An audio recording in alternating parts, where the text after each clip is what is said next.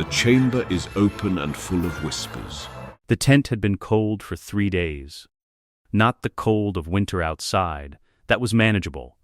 Something you could address with a warming charm and the blue flame jar that Hermione kept burning on the folding table. This was the other kind. The cold that accumulated in a small space where 3 people had been living too close together for too long. Without enough food, and without enough progress, and without, increasingly, enough patience for one another. It settled in the corners and under the camp beds and in the silences between sentences, and no charm Hermione had tried addressed it, because it wasn't a temperature problem. It was a Ron problem. She could see it without looking at him directly. She had learned, over 7 years of sitting beside him in classrooms and common rooms and every variation of crisis, to read him through peripheral attention, the set of his shoulders, the specific quality of his stillness. Right now he sat on his camp bed with his elbows on his knees and one hand at his throat, pressing the locket through his shirt without appearing to notice he was doing it. He had been doing this for 3 days. His eyes were slightly too focused for someone staring at nothing.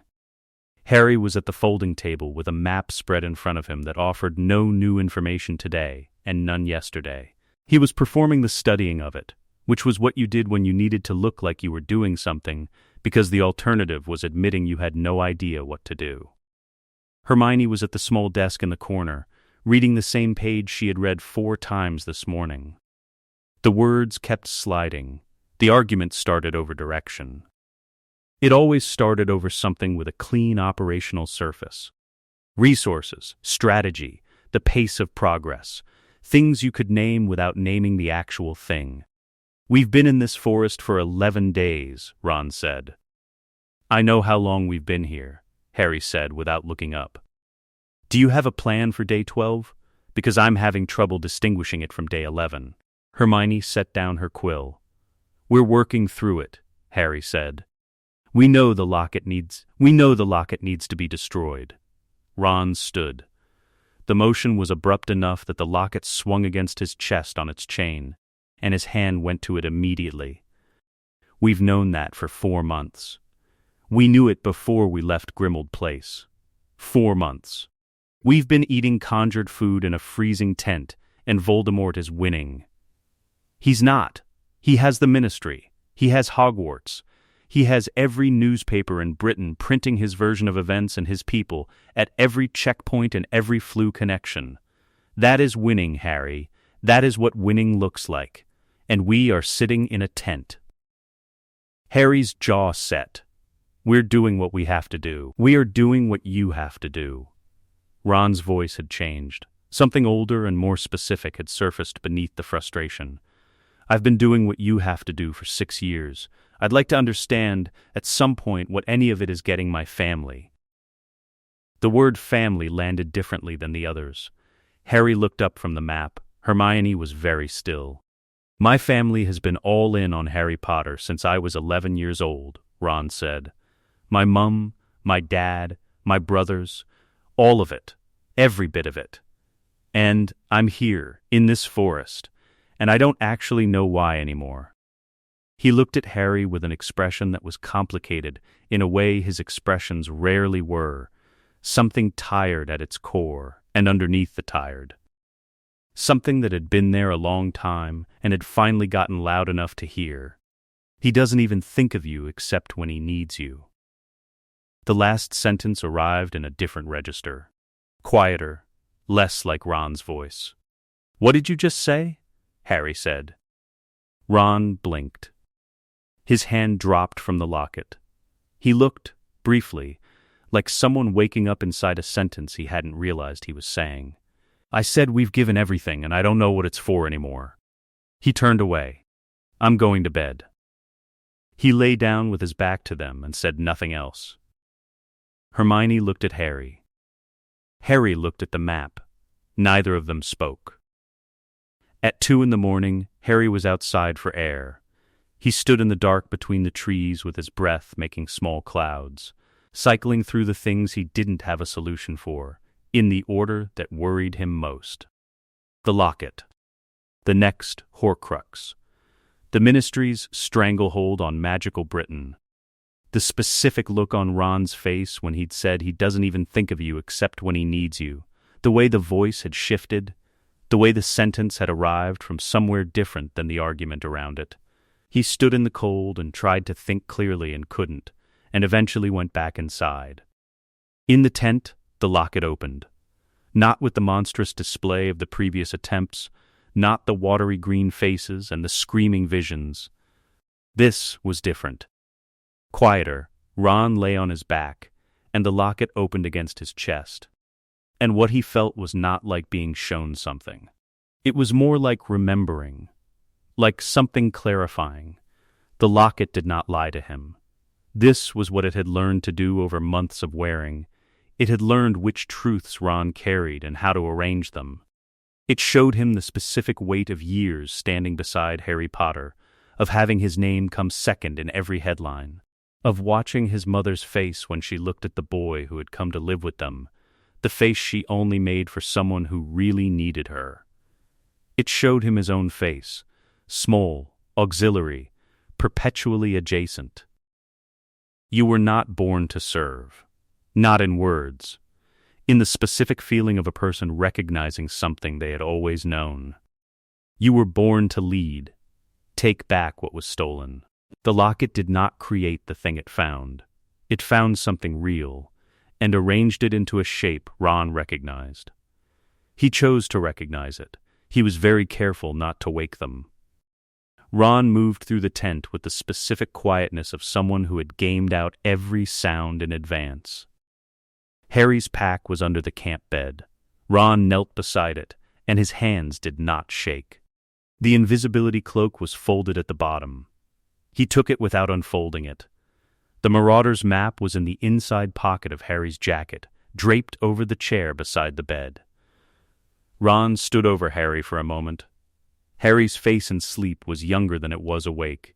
6 years in the same dormitory, and Ron knew its specific quality of stillness the way you knew things you had no reason to have noticed. He took the map. He stood over Harry for 2 more seconds. Whatever moved across his face in those seconds did not stop his hands.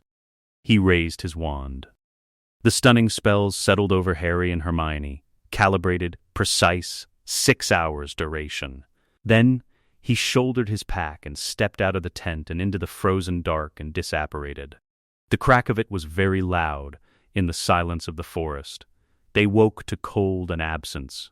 The stunning spells had metabolized early in the cold, and the sound of the disapparition sat in Harry's sleeping mind until it surfaced him at 4 in the morning. He sat up. The tent was the same. The camp beds were the same. The blue flame jar had burned to almost nothing. Ron's camp bed was made. Neatly, Harry crossed to his jacket, empty inside pocket. He was already moving to his pack before the thought had fully formed, crouching, pulling it open, going to the bottom. The cloak was gone. Hermione was awake when he turned. She had been watching him search. Her face had already completed the calculation that his was still working through, and what was there on the other side of it was not surprise. It was something that had been preparing itself for an outcome it had been hoping not to reach. They looked at each other across the cold tent. Outside, the forest was dark and frozen and entirely empty. Neither of them said Ron's name. There was nothing to say about it yet. There was only the cold and the empty pack and the particular quality of a betrayal that had been executed with such care that the most identifiable emotion was grief. The blue flame jar flickered once and went out. Malfoy Manor's gates were iron and enchanted in the way that things belonging to people who had always had money were enchanted. Not dramatically, but with the quiet, absolute certainty of a lock that had never needed to announce itself. Ron stood in front of them in the snow. He had apparated to the road outside rather than attempting the grounds. He knew about anti-apparition wards. And arriving inside uninvited would register as an attack or an act of extraordinary stupidity, neither of which served his opening position. So he stood on the road with the invisibility cloak folded over one arm and the Marauder's map in his other hand, and he waited. Two Death Eaters came through a side gate rather than the main one.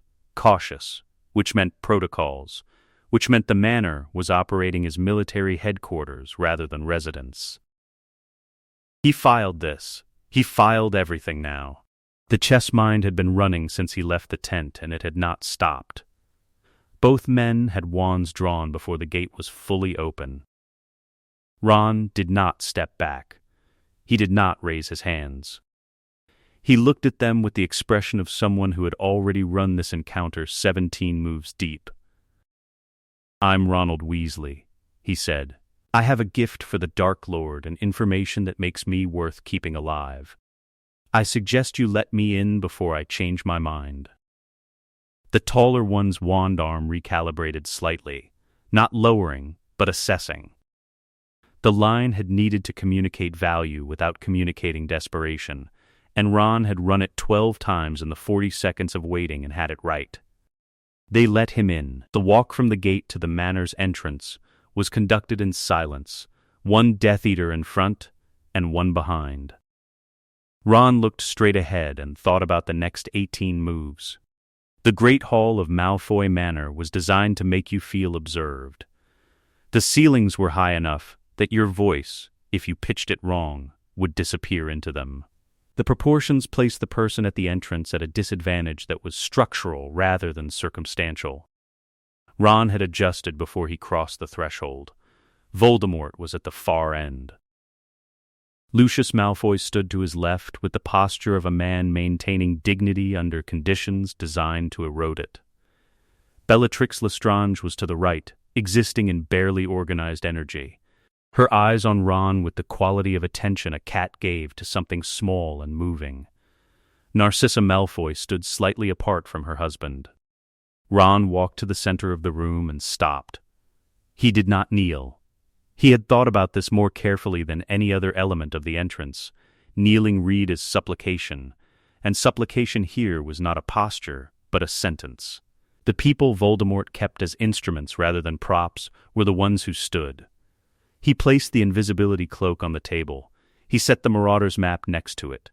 "The cloak of invisibility," he said, "one of the Deathly Hallows." The Marauder's map, which shows every person in Hogwarts castle in real time, including their true identity regardless of disguise, and every secret passage into or out of the building. He let a half-second land. "I know Harry Potter's mind better than anyone alive. What I want in return is the formal restoration of the Weasley family's ancestral claim on their confiscated properties. Nothing else." Bellatrix moved. The curse she reached for was not aimed at Ron specifically. It was aimed at the general situation of a blood-traitor teenager standing in Voldemort's hall making demands. Voldemort's hand came up before it left her wand. She stopped. The silence that followed had a specific quality. Voldemort had not looked at the cloak or the map. He looked at Ron with the focused attention of a man whose primary intelligence-gathering method was reading the person rather than their offering. "Not gold," Voldemort said softly. "Not survival. A name." He moved to the table. He examined the map first. It told Ron something. This choice, the Hollow, had already been assessed from across the room, the map more immediately interesting. He unfolded it and looked at it for a long moment, and Ron watched his face and saw a very intelligent person encountering something they had not previously accounted for. He set the map down and picked up the cloak. Held it for 5 seconds. Set it down. "You said you know Harry Potter's mind better than anyone alive," Voldemort said. "Tell me something he would not tell anyone else." Ron had prepared for this. "He knows about the Horcruxes," Ron said. "Not all of them, not all their locations or identities. But he knows the concept. He knows they exist, and he knows destroying them is the path to ending the war. He has been hunting them for 4 months. There are others." "I am aware of my own Horcruxes," Voldemort said. "He's not working from your knowledge. He's working from Dumbledore's, which means he knows things about your Horcruxes that you may not know he knows." Ron held the eye contact. "He knows which ones remain. I can help you find them and protect them before he can destroy them." "He already knows this," Bellatrix said from the right. "The boy has told him nothing new." "He doesn't know the hunting methodology," Ron said, without looking at her. "He doesn't know what Dumbledore passed to Harry specifically, or what Harry's planned sequence of destruction is. I do. Because Harry trusted me, and because I've been in the same tent as his planning sessions for 4 months." Voldemort was quiet. The room was quiet around him in the way rooms went quiet when they were taking their cues from one person. "Ronald Weasley," Voldemort said finally, "I name you lead hunter of the Resistance. You will be given a unit of Snatchers and 2 senior Death Eaters as liaison. Every Order member you locate and deliver increases the weight of your family's restoration claim. Every day Harry Potter remains free decreases it." Ron heard the trap in it immediately, the performance metric designed to ensure continuous operation. The claim never fully secure because there would always be another Order member, always another day. He would be running on a wheel. He had known this would be the structure before he arrived. He took it anyway, because the wheel was moving in the right direction and because the alternative was the tent. "Understood," he said. They gave him a room and a table and 3 hours. By the end of the first hour he had the map spread flat and was reading it the way he read a chessboard, not square by square but as a whole, the full geometry of it, the relationships between positions. Hogwarts Castle in its complete spatial reality. Every corridor, every room, every passage the Marauders had built into the map's knowledge over years of systematic exploration. The secret passages were the key. Not as escape routes, as entry and exit points for a supply chain the Order had been running since the war escalated. He had used them himself. He knew which ones were regularly used and which the Order considered secure. He color-coded them with ink from the Manor's supply. Red for high-traffic Order use, blue for monitored but not yet exploited. He drafted a watch rota system, Snatcher squads positioned not inside the passages but at the exits, waiting at the Hogsmeade ends where the passages opened into civilian space. You waited at the end. You let the passage do the work of funneling people toward you. No announcement. No visible presence. By the end of the 3rd hour, he had closed the gap that had allowed an Order courier through the previous Tuesday. A junior Death Eater came in near midnight to deliver a secondary report and stopped when he saw the table. Color-coded passages, timing data, squad assignments, vulnerability windows. The whole system had the quality of something built by someone who had been doing the work in their head long before they had the physical materials to represent it. "You're really something, aren't you?" he said. Not a compliment. Awe with unease in it. Ron did not respond. He was already moving to the next annotation, but in the single breath before he looked up. In the half-second when his face was angled away from the table and toward nothing, there was something there. Not triumph. The particular relief of a person who has, for the first time in memory, been understood to be the most capable person in the room. He had wanted recognition for 6 years. This was what it felt like when it arrived from the wrong direction, real and thin and not enough. And still, in the specific way that wrong things were still something, better than nothing had felt. He looked back at the map. He kept working. Arthur told her alone. He had known this was the right decision before he made it. In the same way he knew most things that mattered, not through analysis, but through the specific weight of the knowledge sitting in his chest on the apparition to Shell Cottage's front steps. He stood there for 2 minutes before going in, not preparing what to say, standing in the last moment before Molly knew, because he understood that the world on the other side of her knowing would be permanently different from the world on this side of it. He found her in the kitchen. She was making tea, the way she did when managing the low-grade anxiety of wartime, hands occupied with tasks that produced something warm. Shell Cottage's kitchen was not her kitchen, too small, too close to the sea. It smelled of Bill's house rather than her own, but she had made it function like hers through sheer persistence of will, and seeing her in it now, kettle in hand, back to him, was the thing that almost undid Arthur before he'd said a word. "Arthur," she said, without turning. She always knew when it was him. "Sit down, the tea's nearly ready." He sat down. She turned when he didn't answer, and the look on his face told her something before he opened his mouth. What he saw on her face in the 2 seconds between reading him and bracing herself belonged to her and not to any accounting. Then she went very still and very straight, and looked directly at him, because she had decided at some point that looking away while being told something true was a form of cowardice she didn't permit herself. He told her, all of it. Ron's departure from the tent. The cloak. The map. The Order intelligence placing him at Malfoy Manor. The Order members confirmed captured through passage traps in the days since. He told her simply and without softening the operational details, because Molly had been a fighter in the First Wizarding War, and she didn't deserve condescension. When he finished, she was quiet.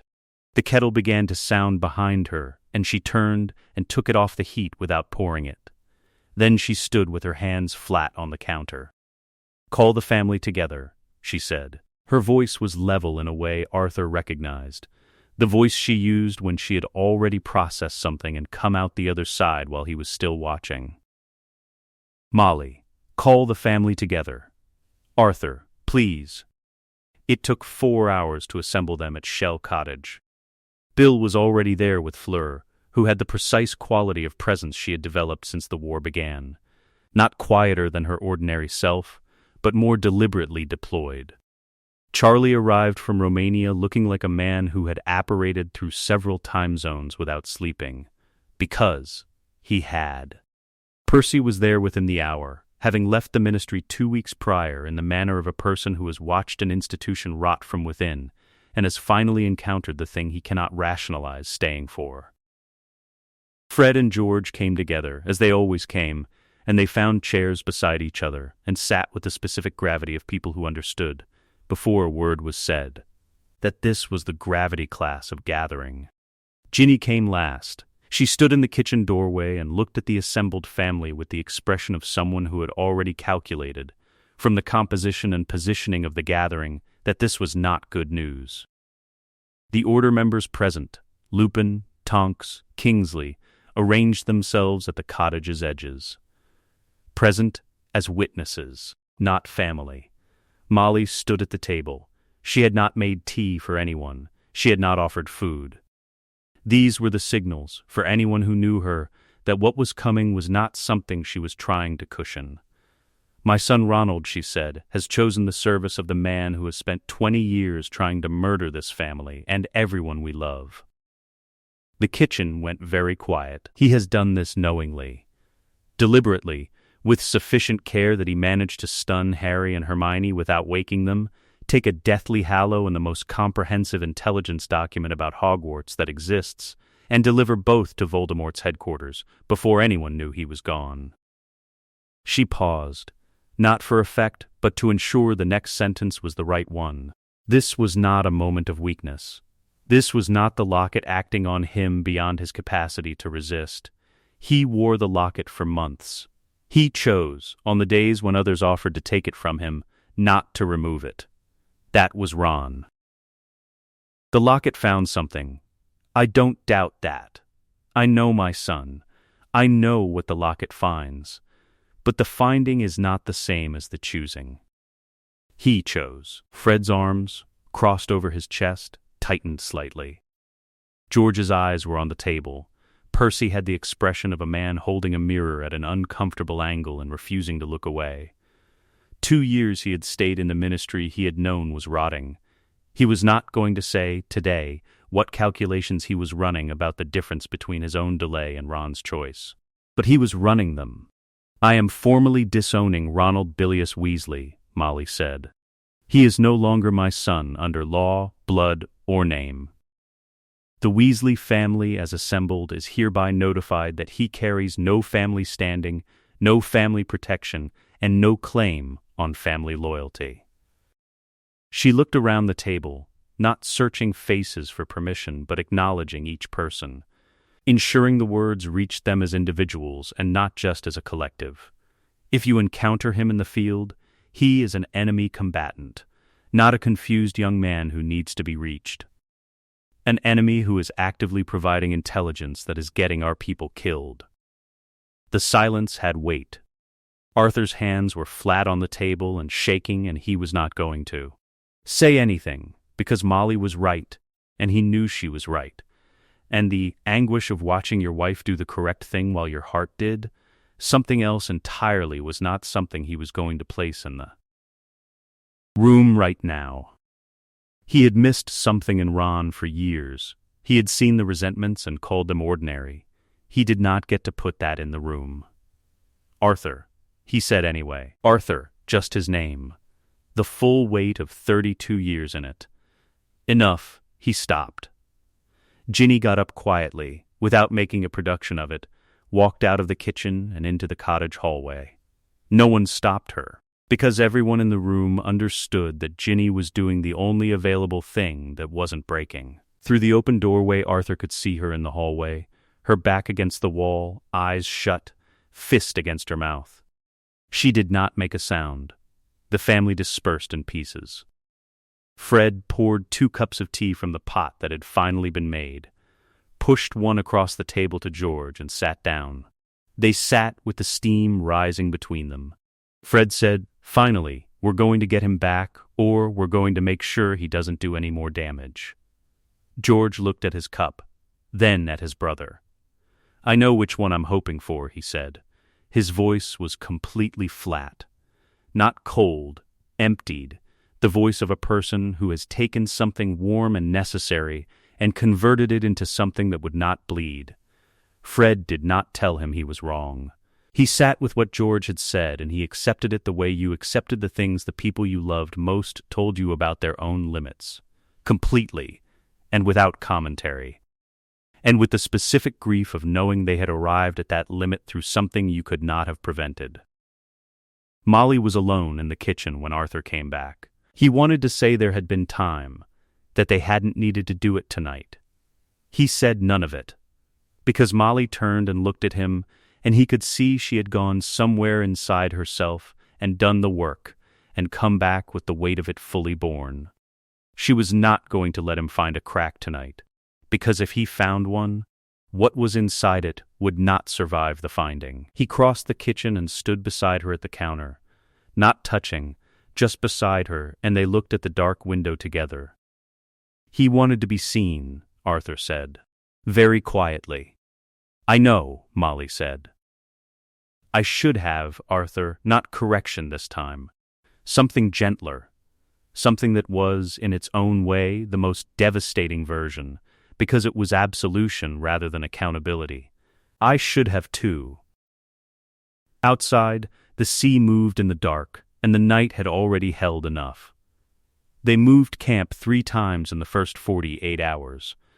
Not because they had confirmed Ron had given Voldemort their location, they hadn't confirmed anything, which was precisely the problem.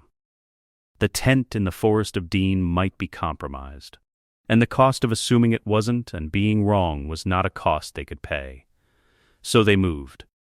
Northeast first, then west, then northeast again in a pattern Hermione calculated would be harder to triangulate than a straight line.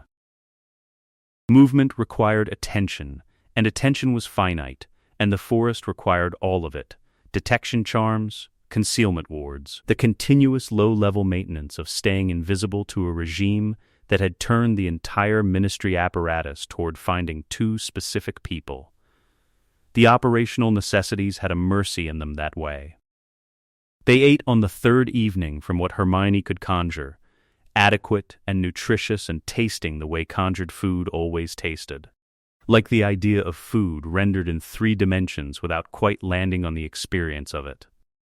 Harry ate without registering the taste. Hermione ate because not eating was a form of magical depletion she couldn't afford. After, they sat on opposite sides of the small folding table in a tent that felt larger than it had 3 days ago. and the silence between them was the first silence that wasn't operationally required. Harry said, "I keep thinking he'll come back." "He won't," Hermione said. "I know." She looked at the table. Her hands were wrapped around a cup of tea that had gone cold an hour ago. He planned it. The stunning spells were calibrated, not panicked, not impulsive. He knew how long we'd be out.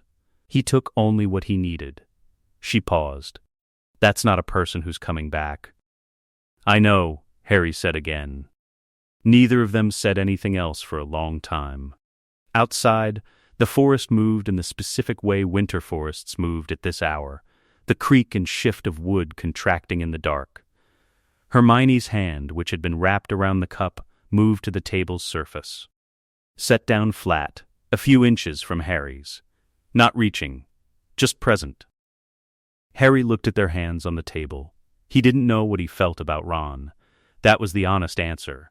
Every time he reached for fury, it had grief underneath it, and every time he reached for grief, it had something older and more complicated beneath that. The specific residue of 6 years of friendship with a person he had apparently not known as completely as he'd believed. He had thought for 6 years that Ron being there was a fact of the universe. The way sunrise was a fact. The tent felt wrong without him. Not sad exactly. Wrong, like a room that had been rearranged and kept snagging your eye at the place where something wasn't. After a long time, Harry said, "I'm the last Peverell." Hermione looked at him. Dumbledore mentioned it. The Potter line descended directly from Ignotus Peverell. The cloak was his. He looked at his empty hands. Is there anything in what we've studied about what that means?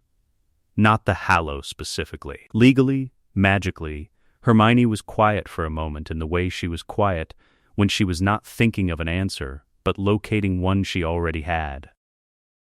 There are references in the marginalia of Secrets of the Darkest Art, notes in a different hand, about dormant bloodline claims.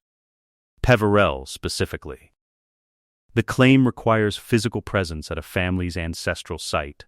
The only way to find them is through the magic that's already in the blood. She looked at him carefully. There's a spell. I memorized it from one of the books Dumbledore left me. It reads environmental magical residue, the traces left by everyone who has ever sought a specific hidden place. Their need for it leaves tracks. Can you cast it? I think we already know the direction. I think we have since the Forest of Dean. He looked at her. She looked at her hand on the table. Godric's Hollow, she said quietly. Not the village. Below it. Cast it, Harry said. The spell produced a shimmer. Not light, more like the quality of the air changing in one specific direction, a density pointing northeast through the tent wall and beyond. It lasted 4 seconds and faded, but the direction remained in Hermione's memory with the clarity of information received rather than deduced. They went in the dark, apparating in 2 jumps with a midpoint stop to check for surveillance, arriving at the edge of Godric's Hollow in the earliest hours of morning. The shimmer pulled them away from the village, toward the eastern edge where the ground rose slightly and the old trees were older than the surrounding forest in a way that registered in your body before your eyes could account for it, a heaviness in the air, a stillness that was not dead but accumulated. The weight of significant things having happened here, repeatedly, over a very long time. The archway was not visible until Harry was close enough to touch it. Then it was stone, old enough that the moss had grown and been cleared and grown again enough times to have developed its own texture history. No markings except for a smoothed place at one edge, worn by repetition rather than carved. Harry raised his right hand and pressed it to the smooth place. He hadn't intended for it to bleed. The magic took what it needed, a specific pull at his palm, not painful, more like a drawing out, and 3 drops of blood contacted the stone and were absorbed immediately, not pooling or running but taken, as if the stone had been waiting for exactly this specific thing for exactly this long. The archway became a door. Peveril Reach was old in a different way from anything either of them had imagined. Not the sprawling architecture of Black family ambition or the calculated opulence associated with the Malfoys. Stone corridors built when the primary design criterion was permanence rather than impression, archways in proportions that matched the one outside, and a library that occupied the building's entire eastern wing and smelled of paper and old magic undisturbed. The candles lit themselves when they entered. Not dramatically, they came to life one by one, each catching as Harry and Hermione passed it, a steady progression of amber light filling the corridor like a tide. The lordship settled on Harry in the library. There was no ritual beyond the blood at the threshold. The claim had already been registered by that contact, and what happened in the library was the magic acknowledging what the threshold had accepted. Not armor. Something more internal. A clarity about his own position in the world's magical architecture. He was Harry Potter, and he was the last Peverell, and those were no longer separate facts. They were the same fact. The cloak's location registered in his chest. North, behind walls he couldn't see through. The warmth of it was wrong, a heat that was the byproduct of the artifact being used by hands that weren't keyed to its deeper resonance. He knew it the way you knew when someone was wearing your coat. The fit isn't right. And the distance between you and the wrongness of it is information. Hermione found the document in the third hour. It was in a sealed case in the library's eastern alcove, a case that opened when she pressed her hand to it, responding to the bond's connection to Harry's Peverell claim, she concluded. The Reach admitting her because it recognized someone it already recognized through extension. The document was a deed of patronage, a Peverell lord, 3 centuries dead, granting formal academic partnership to a scholar in exchange for the preservation of the Ravenclaw Intellectual Archive. She spoke the claim words from the margin of the deed, functional Latin, the kind that appeared in legal documents rather than enchantments. But the library's eastern alcove responded, a fragment of diadem light activated in a case on the upper shelf, cold and clear and precise as a mathematical proof. The Ravenclaw Archivalist. Not a bloodline title, an intellectual one. The keeper of what Ravenclaw had built, earned through demonstrated scholarly attainment and compatibility with the archive, rather than through birth. Dumbledore himself had been Muggle-born. The precedent for magical capability irrespective of ancestry was older than the Ministry itself. The Reach's magic cared nothing for lineage. It cared for the quality of the mind and the sincerity of the purpose, and in Hermione Granger it had found both in abundance. She stood in the library looking at the shelves around her. The accumulated knowledge of a hidden family over centuries, available to her now in a way that nothing had ever been available before. "We are not the same people who were in that tent," Harry said. "No," Hermione agreed. "There's work to do." He picked up the nearest text and sat down on the floor beneath the amber light, and Hermione sat beside him, and neither of them felt the cold anymore, and the candles burned steadily in the library that had been waiting 200 years for someone to come home to it. Ron knew Harry would go to Godric's Hollow. Not immediately, but eventually. The places that mattered to Harry personally were the places Harry returned to when the war allowed it, and Godric's Hollow mattered to Harry in a way that was almost gravitational. His parents were buried there. His history began there. Ron had watched Harry's relationship with that history for 6 years, and he understood it the way he understood chess openings, not because he'd been told, but because he'd observed the pattern often enough to predict the move. He positioned himself in the 3rd week of February. The invisibility cloak was everything its reputation had suggested. Under it, he was simply absent from the world's attention, not hidden, but genuinely not there in any way that magical detection engaged with. The surveillance charms placed around Godric's Hollow by Ministry operatives in January found nothing. He had been waiting 3 days when they came. He saw Hermione first. She came through the village's eastern approach, with her wand in hand and her eyes moving in the pattern he recognized from 7 years of watching her navigate dangerous spaces. Not anxiously, but systematically. The gaze of someone running a continuous threat assessment. Harry was 2 steps behind her, and to her left, the position he defaulted to when Hermione was leading the navigation, and he was covering the perimeter.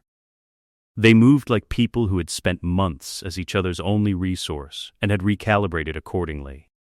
Something about watching it from outside, from under the cloak. With full knowledge of what he had done to make this the shape of their partnership, the subtraction of himself producing this particular integration, sat in Ron's chest in a way he did not examine. He followed them east, out of the village, toward the rise in the ground where the older trees were. Harry stopped, not gradually. Immediately, 1 step and then stillness. The specific stillness of someone whose body had received information their conscious mind hadn't yet processed. Hermione stopped in the same moment. They did not run. His model of their response had included flight as the primary option, the operationally correct primary option. And they stood very still instead, and the quality of their stillness changed from surprised to deliberate. Ron broke cover because Harry moved toward him rather than away, and the choice was break cover or be walked into. He stepped clear of the cloak's edge. Harry's eyes found him in under a second. They looked at each other across 12 feet of frozen ground. Ron had imagined this encounter. He had run versions of it in his head since Malfoy Manor, as chess problems. Sequences of moves and countermoves from each possible opening. None of the versions had felt like this. The versions in his head had been tactical. This was something else. Harry's face was doing the thing it did when he was managing a feeling too large for the context, holding it at a distance from his immediate functioning so it didn't compromise what his body needed to do. Ron recognized the expression because he had watched it develop over 6 years. He had been the person Harry turned to after it, when the distance was no longer required. That was not the current arrangement. He raised his wand.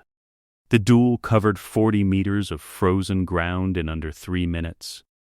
Ron fought like a chess player given 6 weeks of Death Eater combat training, which was exactly what he was. Precisely positioned spells angled to cut off movement options rather than to land directly. Every repositioning calculated to reduce Harry's available angles, a systematic narrowing of the board designed to produce checkmate rather than a single decisive blow. He deployed the techniques with the lateral thinking of someone who had spent his life seeing moves that other people didn't see. Harry fought like someone who had been fighting for his life since before he could remember. He was faster in adaptation than Ron's model had accounted for. Not faster in raw spell production, but responding from somewhere below the decision-making level. From instinct stress, tested in conditions that made 6 weeks of Death Eater training look like an introduction. He broke 2 of Ron's narrowing sequences through lateral movement that Ron's positional logic hadn't prioritized blocking. And Ron had taken a stronger option instead, and Harry had exploited the gap. Because Harry didn't play chess. He played something else. Something faster and less structured and harder to anticipate because it wasn't operating from a framework Ron could read. The cutting hex landed because Harry stepped into the space Ron had anticipated him stepping out of. Harry went down hard into the snow. Ron crossed to him in 4 steps. He stood over Harry with his wand extended, and the snow between them marked with red. And Harry was on his back looking up at him, and Ron looked down at him, and the chess mind ran its accounting. This is checkmate. The king is exposed. This is the winning move. The move was there. The board was clear. He did not take it. Less than 2 seconds. The hesitation. Not dramatic. His face did not change significantly. His wand arm did not waver. It was an interior thing, a gap between the decision and the action that should not have existed. Inside the gap was Harry's face, and the specific quality of how Harry looked up at him, not begging. Harry did not beg. But present in a way that meant Ron's action would land on a person rather than a position. You could not make Harry Potter into a position. The blasting charm came from his left, from Hermione, precisely calculated to disrupt without hitting either of them. The concussive force knocked Ron back 2 steps, and threw snow in a curtain between him and Harry. And when it cleared, Harry was moving, with purpose, toward the rise of ground where the old trees were, one hand pressed to his shoulder, and one hand extended behind him, and Hermione's hand in his. The archway was there for 3 seconds. Then it wasn't. Ron stood at the place where it had been, and put his hand against the air where the stone had been, and found nothing. Not concealment, absence. The place did not exist to be found by someone it had not admitted. He stood in the snow with red on the ground between him and the empty space where they had been. He told Voldemort about the encounter that evening. Accurate tactical information. Harry had access to a location with Peverell bloodline keying, unplottable, impassable without the specific magical inheritance that activated it. He described the brief engagement and its outcome. He did not describe the 2 seconds. He reported the encounter as a tactical stalemate due to an inaccessible extraction point. True in the sense that all good misdirection was true. Accurate facts arranged to conceal the most important one. Voldemort received the report from the chair at the dining room's head and asked 3 questions about the archway's magical properties. 1 question about Harry's condition when he went through it. He did not ask why Harry was still alive. The not asking was worse than asking would have been. Nagini was coiled in the corner, her eyes on Ron throughout the debrief with the flat, golden patience of a creature that perceived things at frequencies Ron couldn't access. He did not look at her directly. "You will find another approach," Voldemort said when he finished. "Yes," Ron said. He left. In the corridor outside the dining room, he stood with his back against the cold stone wall and looked at his wand hand, the hand that had been extended over Harry and had not completed the move the board required. He put it in his pocket. He walked back to his room and spread the Marauder's map on the table and looked at it for a long time without seeing it. And then he made himself see it. And then he began to work. Because the work was the only thing he had that was entirely his and entirely functional. And tonight, that was what he needed it to be. The decision was made without being stated. This was how most of their significant decisions happen now, not through discussion so much as through a shared arrival at the same conclusion from different directions.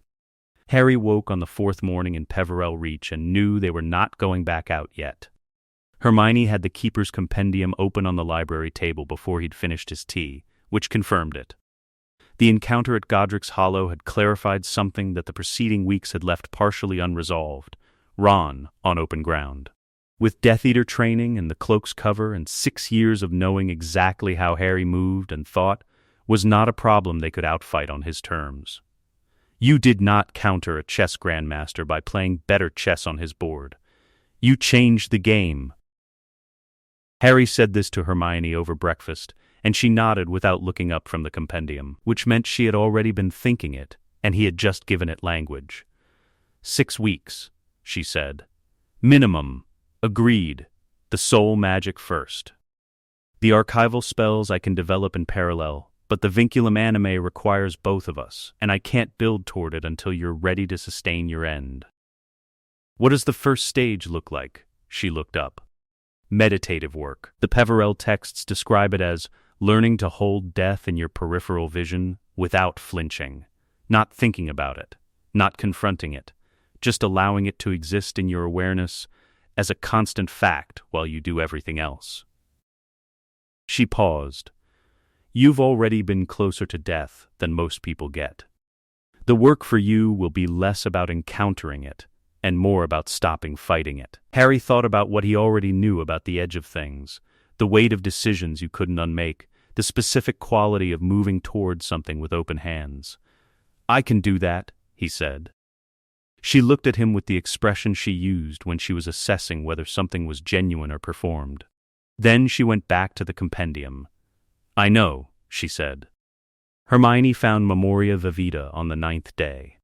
She had been working through the Keeper's Compendium systematically, not linearly, which would have been slower, but cross-referencing theoretical sections against practical instructions and building a map of how the spells related to each other before attempting any individually. This was how she approached all complex systems, understand the architecture before touching the components. She tested it on a ring from the Reach's artifact case, a plain silver band, no markings, no obvious history. She pressed it between her palms and spoke the incantation, which was not incantation exactly, but more like a specific quality of receptive attention that the words helped produce. And what arrived was not a vision in the conventional sense. It was more like being told something by every surface of the ring simultaneously. A woman's hands. A specific angle of winter light through a window that no longer existed. Grief, not as a narrative but as a physical property of the metal, stored in it the way cold was stored in stone. A conversation that had happened over this ring that she couldn't hear but could feel the weight of. The specific emotional register of two people saying something final that neither of them wanted to be final. She came out of it gasping, not from pain or shock, from the volume of it. The compression of accumulated experience delivered in 3 seconds. Then she laughed. The laugh of someone who has been given access to something extraordinary and has not yet had time to calculate its implications, only to experience the quality of it directly. Harry looked up from the Peverell meditation text across the library and saw her face and said nothing. Because her face said everything, and adding words to it would have reduced it. She was still smiling when she opened her notebook. Harry's progress with the soul magic was slower and more expensive. The meditative practice was difficult in the way that honest things were sometimes difficult. Not requiring effort so much as requiring the sustained willingness to stop performing a particular kind of management. He had spent years managing his relationship with death, treating it as something to be outrun or outwitted or survived. The meditation required him to stop moving and let it be present, and the first 3 days produced a specific quality of internal resistance that the text had warned him about, and that he had believed he was past. On the 4th day, he stopped trying. He sat in the library's eastern alcove with the text closed beside him, and simply allowed himself to know what he already knew, that he was going to die at some point, and that at some points it would be close, and that this was not a problem to be solved, but a condition to be inhabited. He had been to the edge before. He knew what it looked like from there. It did not require his resistance. It was simply true. The magic responded on the 5th day. Nexus Mortis, when it misfired, which it did for the first 12 attempts, produced a cold light that arrived and immediately collapsed, like a flame in insufficient oxygen. Harry watched this happen 12 times, with the patience of someone who had decided that failure was information rather than verdict. The text said, "The spell fails when the caster approaches death as an adversary. It activates when the caster approaches death as a familiar country they have already visited." On the 13th attempt, he stopped approaching it as anything. He simply cast, and let the magic do what it knew how to do without his management. The silver-black light came up around his hands like something that had been waiting for permission. It held for 6 seconds, then faded when he broke concentration in surprise. The specific irony of practicing a spell that required the abandonment of self-consciousness. But 6 seconds was sufficient information. He knew what it felt like now. The next attempt lasted 14 seconds. The attempt after that lasted long enough for Hermione to look up from her work and go very still and say, "Quietly, Harry." He let it go. "I know. That's the spell. I know." She looked at him for a moment with the expression she'd been developing over the past weeks. Something in her that had always been oriented toward him becoming less managed about showing it. "Does it feel like anything?" He thought about this honestly. "Like standing next to an open window," he said. "You know the drop is there, but you're not afraid of it. You're just aware of it, as part of the room." She wrote this down. He didn't ask why. She wrote down things that mattered to her, which was its own form of acknowledgement. They tested vinculum anime for the first time on the 31st day. The preparation had taken 3 days of increasingly specific groundwork. the anima regnum bond activated to its full capacity, both of them attuned to its current in a way that the first weeks at the Reach had only begun. Hermione had shared the theoretical model for the 90-second window in the compressed shorthand that their communication had become. Not instructions, more like coordinates. A mutual understanding of the terrain before they entered it. They stood facing each other in the library's central space, where the candlelight was steadiest. The combined activation was nothing like individual spellcasting. Individual spellcasting was something you did. This was something you were, for 90 seconds, both of them a single magical system. Her precision and his depth running through the same channel simultaneously, each amplifying what the other brought without overriding it. The spells they cast in that window were not stronger in the way that Louder was stronger. They were more complete, more themselves, the specific thing that each of them was best at, expressed through a shared medium that had no limitation they hadn't agreed to. The 90 seconds ended. They went to their knees simultaneously, not dramatically, simply without the resources to stand, the body making a factual report about its current situation. The depletion was total and had the quality of a kind of earned emptiness, the tiredness that followed something that had used everything correctly. Harry sat on the floor of the library and breathed.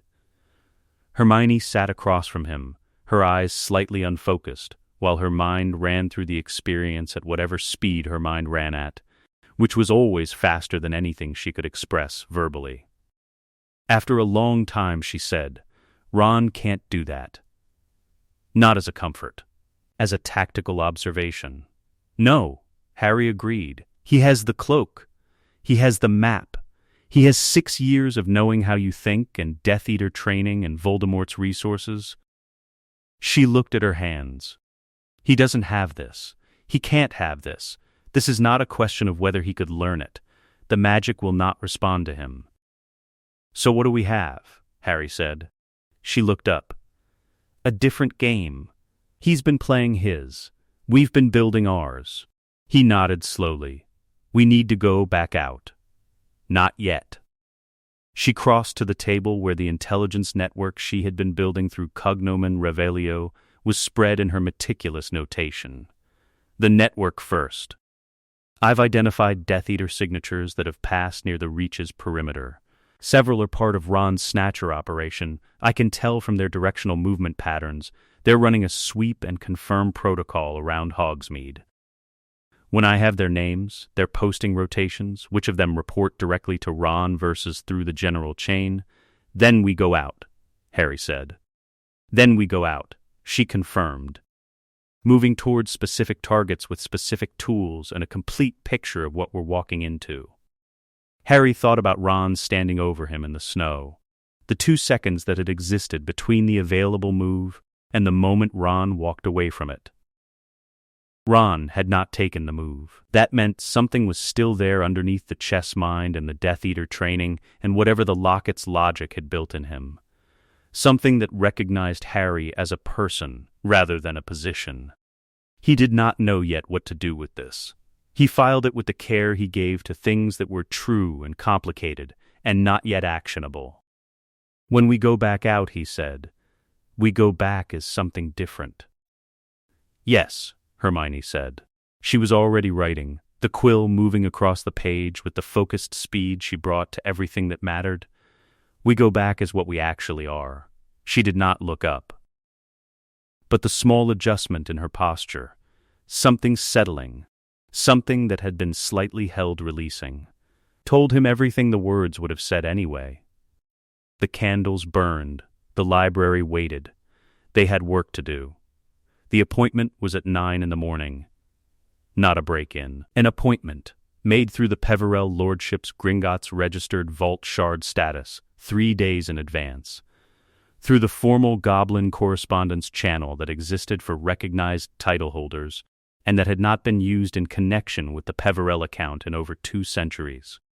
The Goblin who received the correspondence flagged it to his supervisor.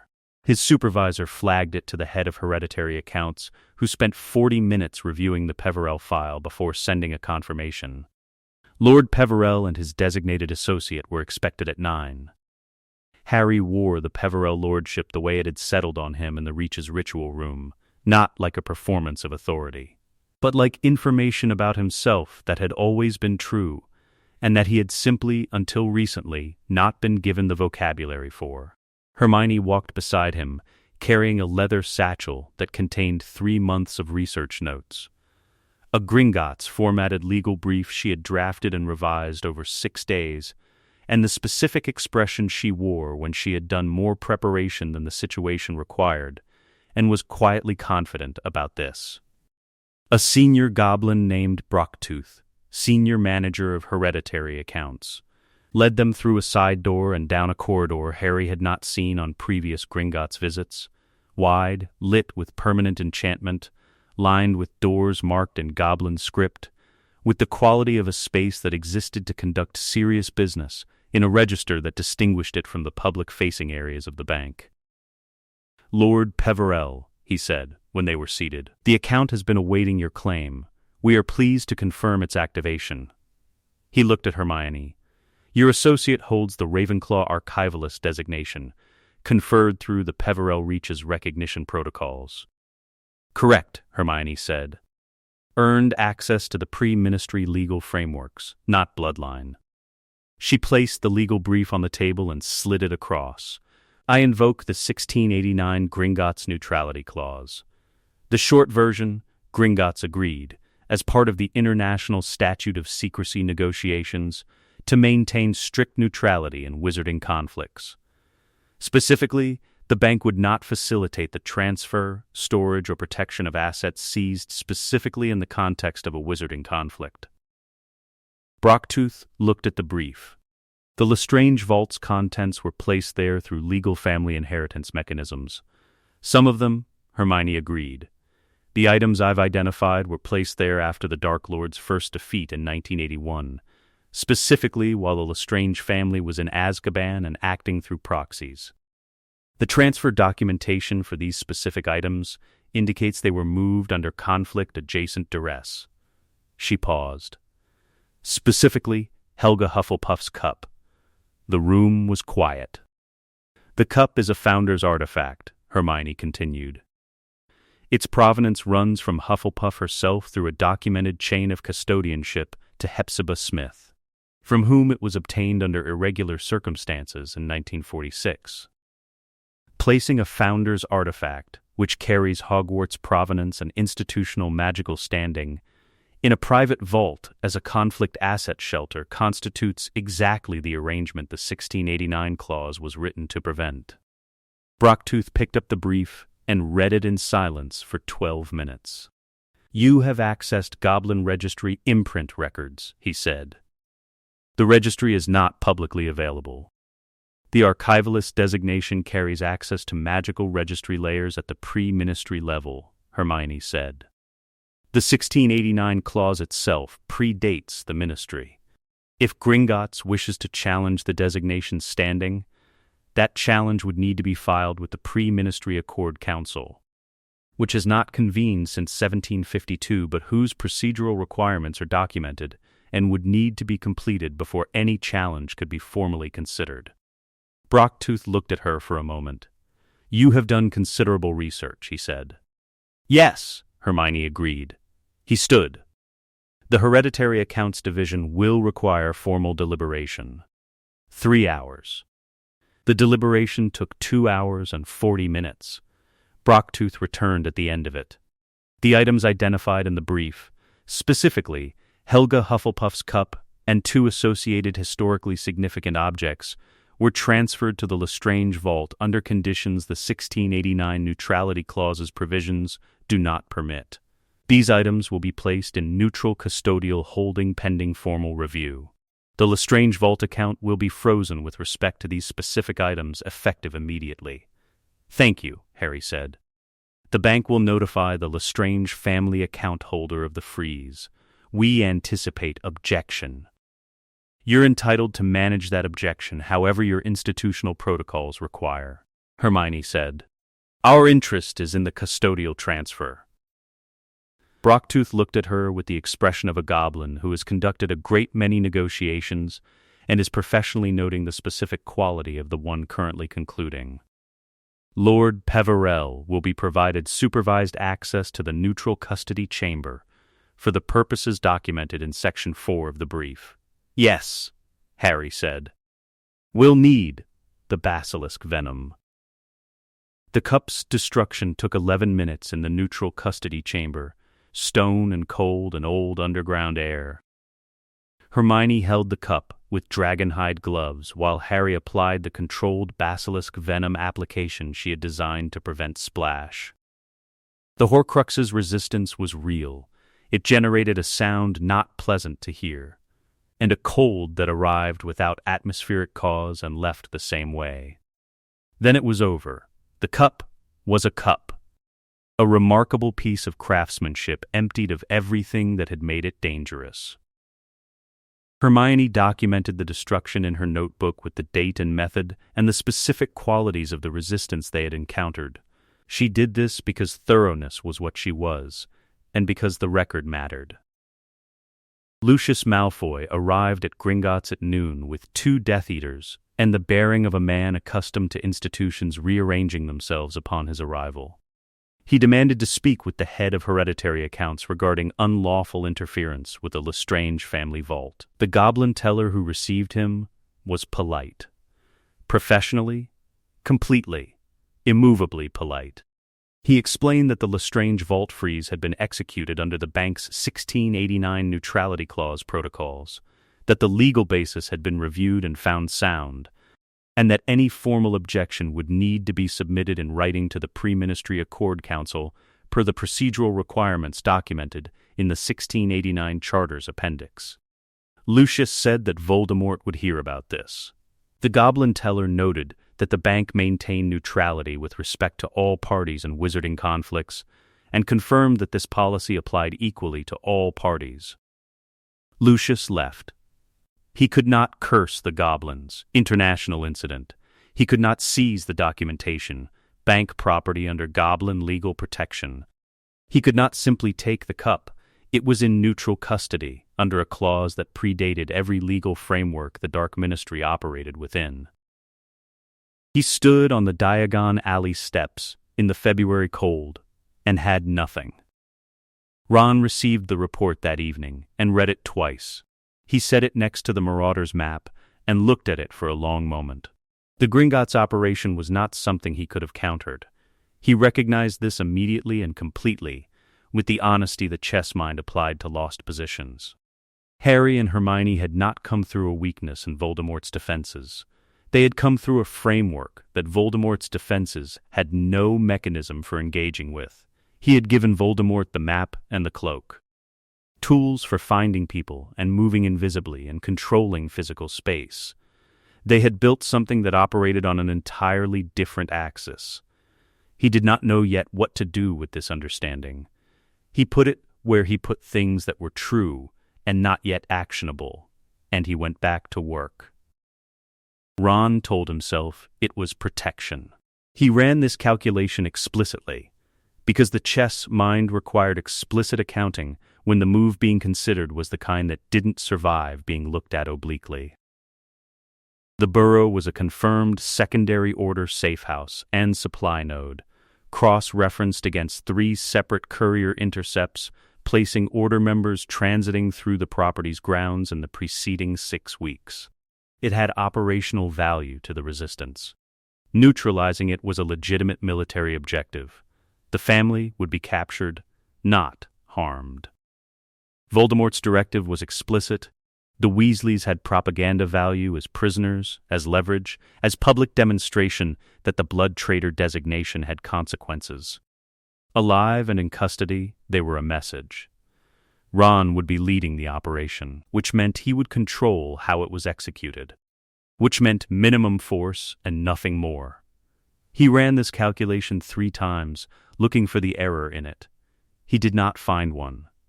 The error, if there was one, was not in the logic. He gave the Snatcher Squad their orders and apparated to Ottery St. Catchpole at sunrise. He went in under the cloak. The Burrows wards felt the cloak the way they had always felt it, which was to say, they didn't. The wards had been built by people who trusted the cloak absolutely, because the cloak had always belonged to Harry. They did not register it as a threat because it had never been one before. Ron stood in the garden in the February morning light and looked at the house. It looked exactly the same. He had not adequately prepared for this, not its vulnerability, not the operational details, but the specific quality of its sameness. The frost on the garden beds, the faded paint at the corner of his old window on the 4th floor, peeled since he was a teenager, never gotten around to fixing. The stack of gnome-depleted earth near the fence where his father had spent years in patient negotiation with the garden. He stood for 4 seconds. Then he signaled the squad to advance. George came out the back door, not leaving, but moving toward the noise, because that was what George did. Had always done, moved toward noise rather than away from it. Ron had known this about his brother his entire life, and had not weighted it correctly in his positioning. They looked at each other. George had his wand up before the recognition landed, and then the recognition landed, and the wand stayed up anyway, which told Ron more than a sentence would have about where George had arrived in the weeks since the disownment. George, don't. The word was flat. Not angry, emptied, something that had been through anger and come out the other side into something colder and more final. Don't say anything that sounds like you're talking to family. I'm not here to hurt anyone. Voldemort wants. I know what Voldemort wants with prisoners, George said. Don't tell me that's protection. He cast before finishing the sentence. Ron moved fast to avoid it, and they dueled across the back garden, not long, but real, and different from fighting any opponent he had no prior relationship with. George fought with his whole body in a way that bypassed strategic assessment entirely, doing the thing people did when every framework had burned down and what was left was everything they hadn't said coming out through the only channel available. Ron's training was better. His positioning was better. The chess mind found the gap, and he took it cleanly. A binding that brought George to the ground with his wand arm pinned. He did not enjoy this. He did not permit himself to not enjoy it either, because not permitting enjoyment was itself a form of distance from what he had done. George was breathing hard. He looked at Ron with the expression of someone who has given everything to the physical effort and is now operating entirely from the thing that was there before it started. Fred's going to remember this, George said. Quietly, not a threat. A statement of fact about the world as it now was. Ron turned away because he had to.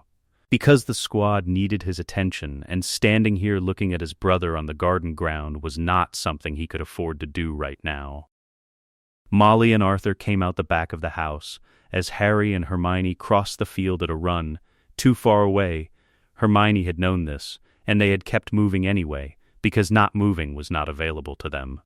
Ron stood 7 meters away, half concealed under the cloak's edge. Arthur's hand found Molly's arm, guiding her toward Harry and Hermione at the field's edge. Molly moved with him. She passed Ron at 5 meters. She did not look at him, not the theatrical not looking of someone performing indifference. The absolute not looking of a woman who had said what she needed to say in front of her family and had nothing to add to it, for whom the disownment was a completed statement about the world as it now was. Her eyes were on the field, on Harry and Hermione, on the direction that was away from here. Ron watched her go, watched her reach Harry and Hermione at the field's edge, watched Harry's hand go to her shoulder and watched her accept it, briefly, before straightening and moving again.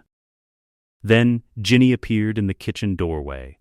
She saw him, 5 feet between them, and the space had the weight of everything they had grown up being to each other.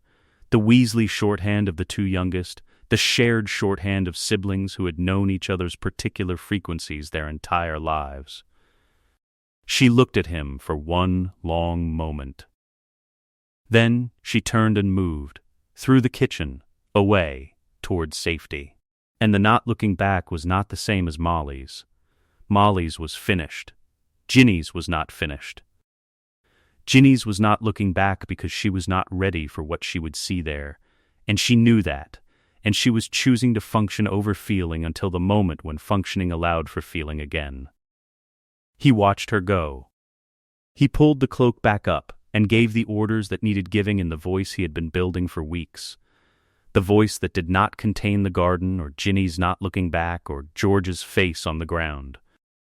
The voice that was what he had chosen to be. He gave the orders. He did not let it shake. The summons came without warning, which was how Voldemort's summons always came. Nagini appeared in the doorway of Ron's room with her flat golden eyes on him and her stillness carrying the quality of an instruction. Ron set down his quill. He had learned to read the difference between Nagini on her own business and Nagini as a message. The distinction mattered because the preparation time was different. Voldemort was alone in the dining room. Ron stopped at the appropriate distance from the table, not too close, not too far, the calibration he had maintained since the first week. "I have a task for you, Ronald," Voldemort said.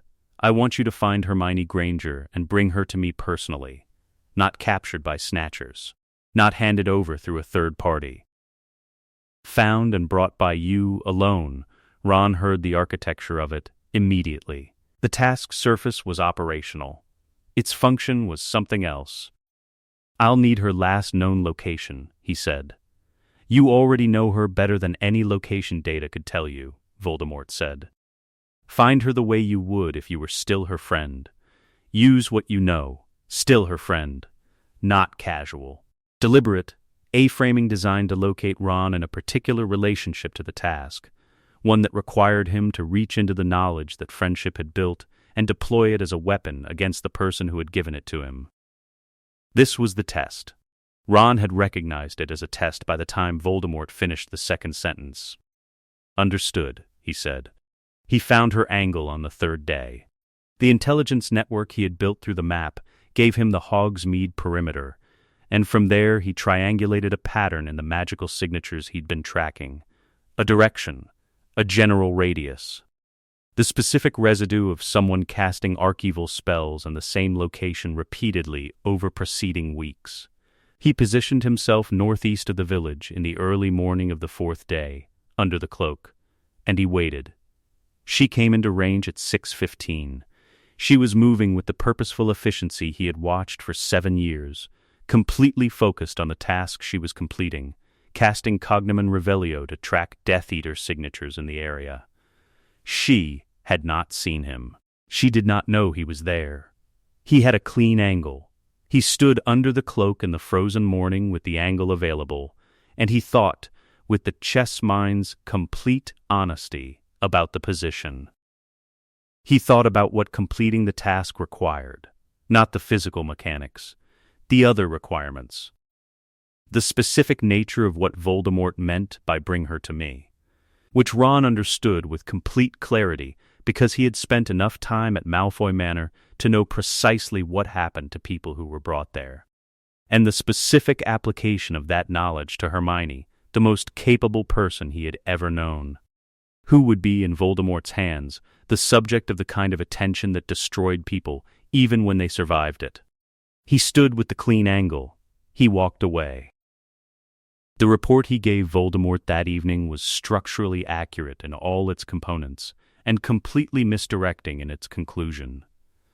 He had tracked her to the northeast perimeter. The Peverell Estate's wards extended further than initial assessment had indicated. The warding architecture prevented physical approach beyond a certain radius. Confirmed, impassable without resources he did not currently have available. Every sentence was true. The conclusion, that the failure was the wards, was the constructed part. He had been inside the boundary's radius with a clean angle and had chosen not to use it. "Your hesitation is noted, Ronald," Voldemort said, in the silence that followed. Not loudly, with the quietness of something that didn't need volume because its weight was sufficient. "You are more valuable to me because you know Harry Potter than for any other reason. The moment that usefulness becomes compromised by sentiment, the calculation changes." "I understand," Ron said. I wonder, Voldemort said. The corridor outside the dining room was cold and lit with the steady torchlight that never changed in Malfoy Manor. The same quality of illumination at midnight as at noon, which produced over weeks a specific disorientation, a disconnection from the natural rhythm of time passing. Ron stood against the stone wall. He thought about the clean angle he had not taken.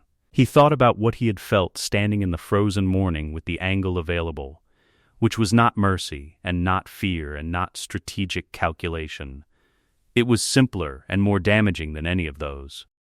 It was the specific interior knowledge that the person in his sightline was Hermione, who had stayed up with him until 2 a.m. running chess problems, who had been there for every version of the last 7 years, and that the angle he was looking at was not a tactical position, it was her, and those were not the same thing, and had never been the same thing, and no amount of weeks at Malfoy Manor had made them the same thing. Death Eater training had given him techniques. It had not given him the capacity to make Hermione into a position. He had not known this about himself until the 4th morning.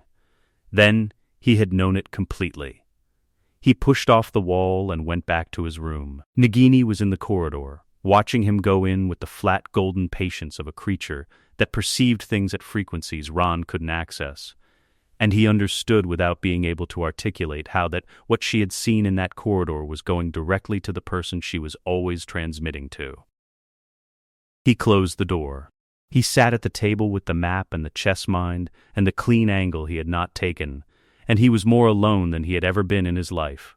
The trap was a chess problem, specifically the kind Ron was best at solving, the kind where the winning position looked like a mistake, where the exposed piece was exposed deliberately, where the gap in the defense was there because someone had put it there and was waiting on the other side of it.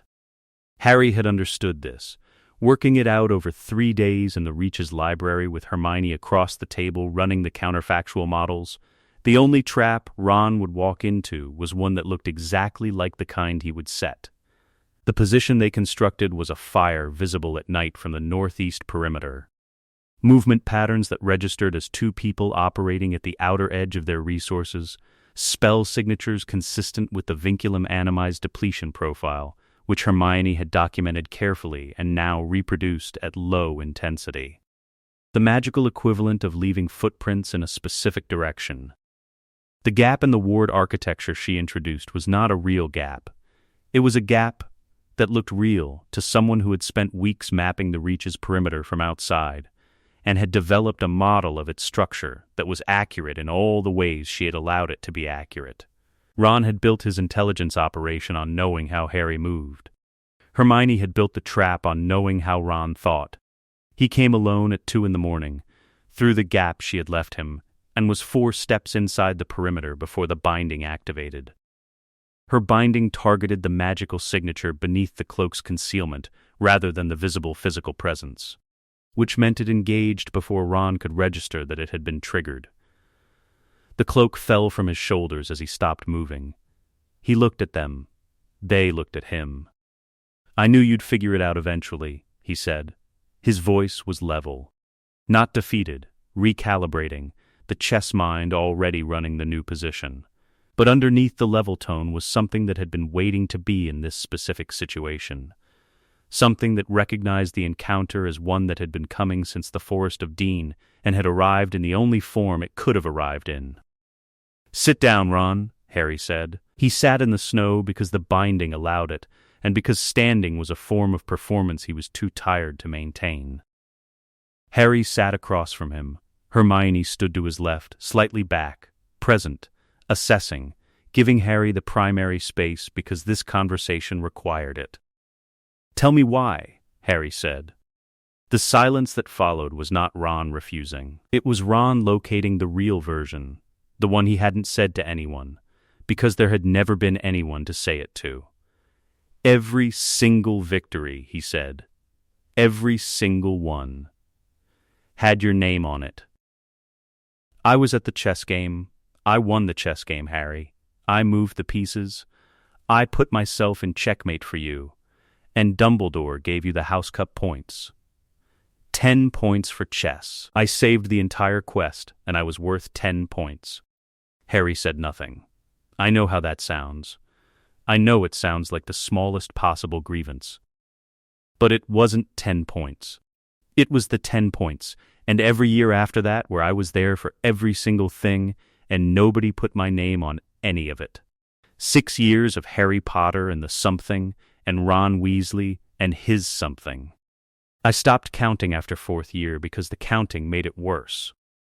Hermione's hands were still at her sides. My mum. He said it the way you said the name of something that mattered. You know what she called you. You know how she looked at you. And I know you needed that. I know your life. I know what you came from, and I'm not blaming you for needing a mother. But I was her 7th child, and I still had to share her with someone who needed her more. And every time she looked at you with that specific look, I thought, that's the face she only makes for someone who really needs her. Like I never needed her enough. Like I was already fine without it. Harry's jaw was set. His eyes were steady. The locket didn't lie to me, Ron said. That's what you need to understand. It didn't put things in my head that weren't there. It found what was there, and it arranged it and said, this is what you are owed. This is what was stolen from you. And I believed it because if it was true, then I wasn't just angry for no reason. I was right. You were right about the resentments, Harry said quietly. You were wrong about the solution. I know that now. Do you? Yes, Ron looked at the snow between them. I've known it since Godric's Hollow when I had you down and I couldn't take the shot. I've known it since Voldemort asked me to bring Hermione in, and I had a clean angle and I walked away. His voice changed on the next sentence. Not breaking, something more specific than breaking, the sound of a structural thing shifting. I've known it since my mum walked past me in my own garden without looking at me. I knew it in all 3 of those moments. I couldn't unknow it. He looked up. There's something else. Harry waited. The locket, Ron said. After I delivered it to Voldemort, I got it back. He took it as a trophy, an offering. He didn't know what it was, because he didn't know you knew about the Horcruxes. So he didn't know to wonder why I was giving him something that was also a Horcrux. I knew. I knew from everything you and Hermione had worked out. He looked at his hands. I spent 2 weeks finding a way to destroy it without anyone knowing. Death Eater training gives you access to fiend fire. I did it in a controlled burn in a disused room in the East Wing, and I told no one. He looked up. I've known since December that destroying them was the only path. I just didn't know until February that I was going to be on your side of it. The silence that followed was a different quality from the one before it. Harry let this sit for the appropriate amount of time. Then, what you've done can't be undone. People died because of the map. Order members who walked into passage traps because you positioned snatchers at exits you knew about, because I trusted you with them. I can't forgive that by myself, and I'm not going to try. That belongs to everyone who lost someone. I know. But I also know what the locket did. I know it found something real and used it. I know you've been hesitating for months.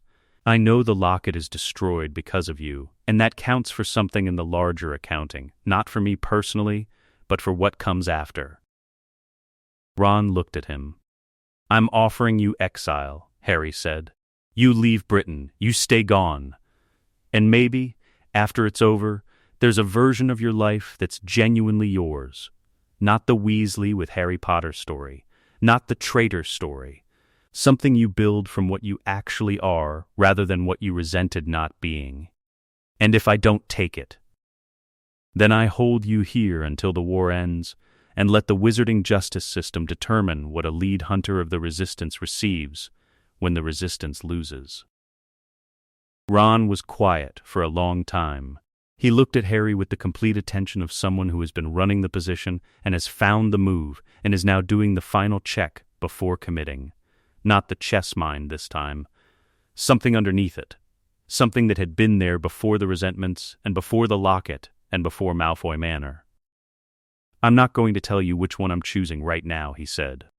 If I choose exile, you let me walk. Tonight, without follow-up. Yes, Ron nodded once.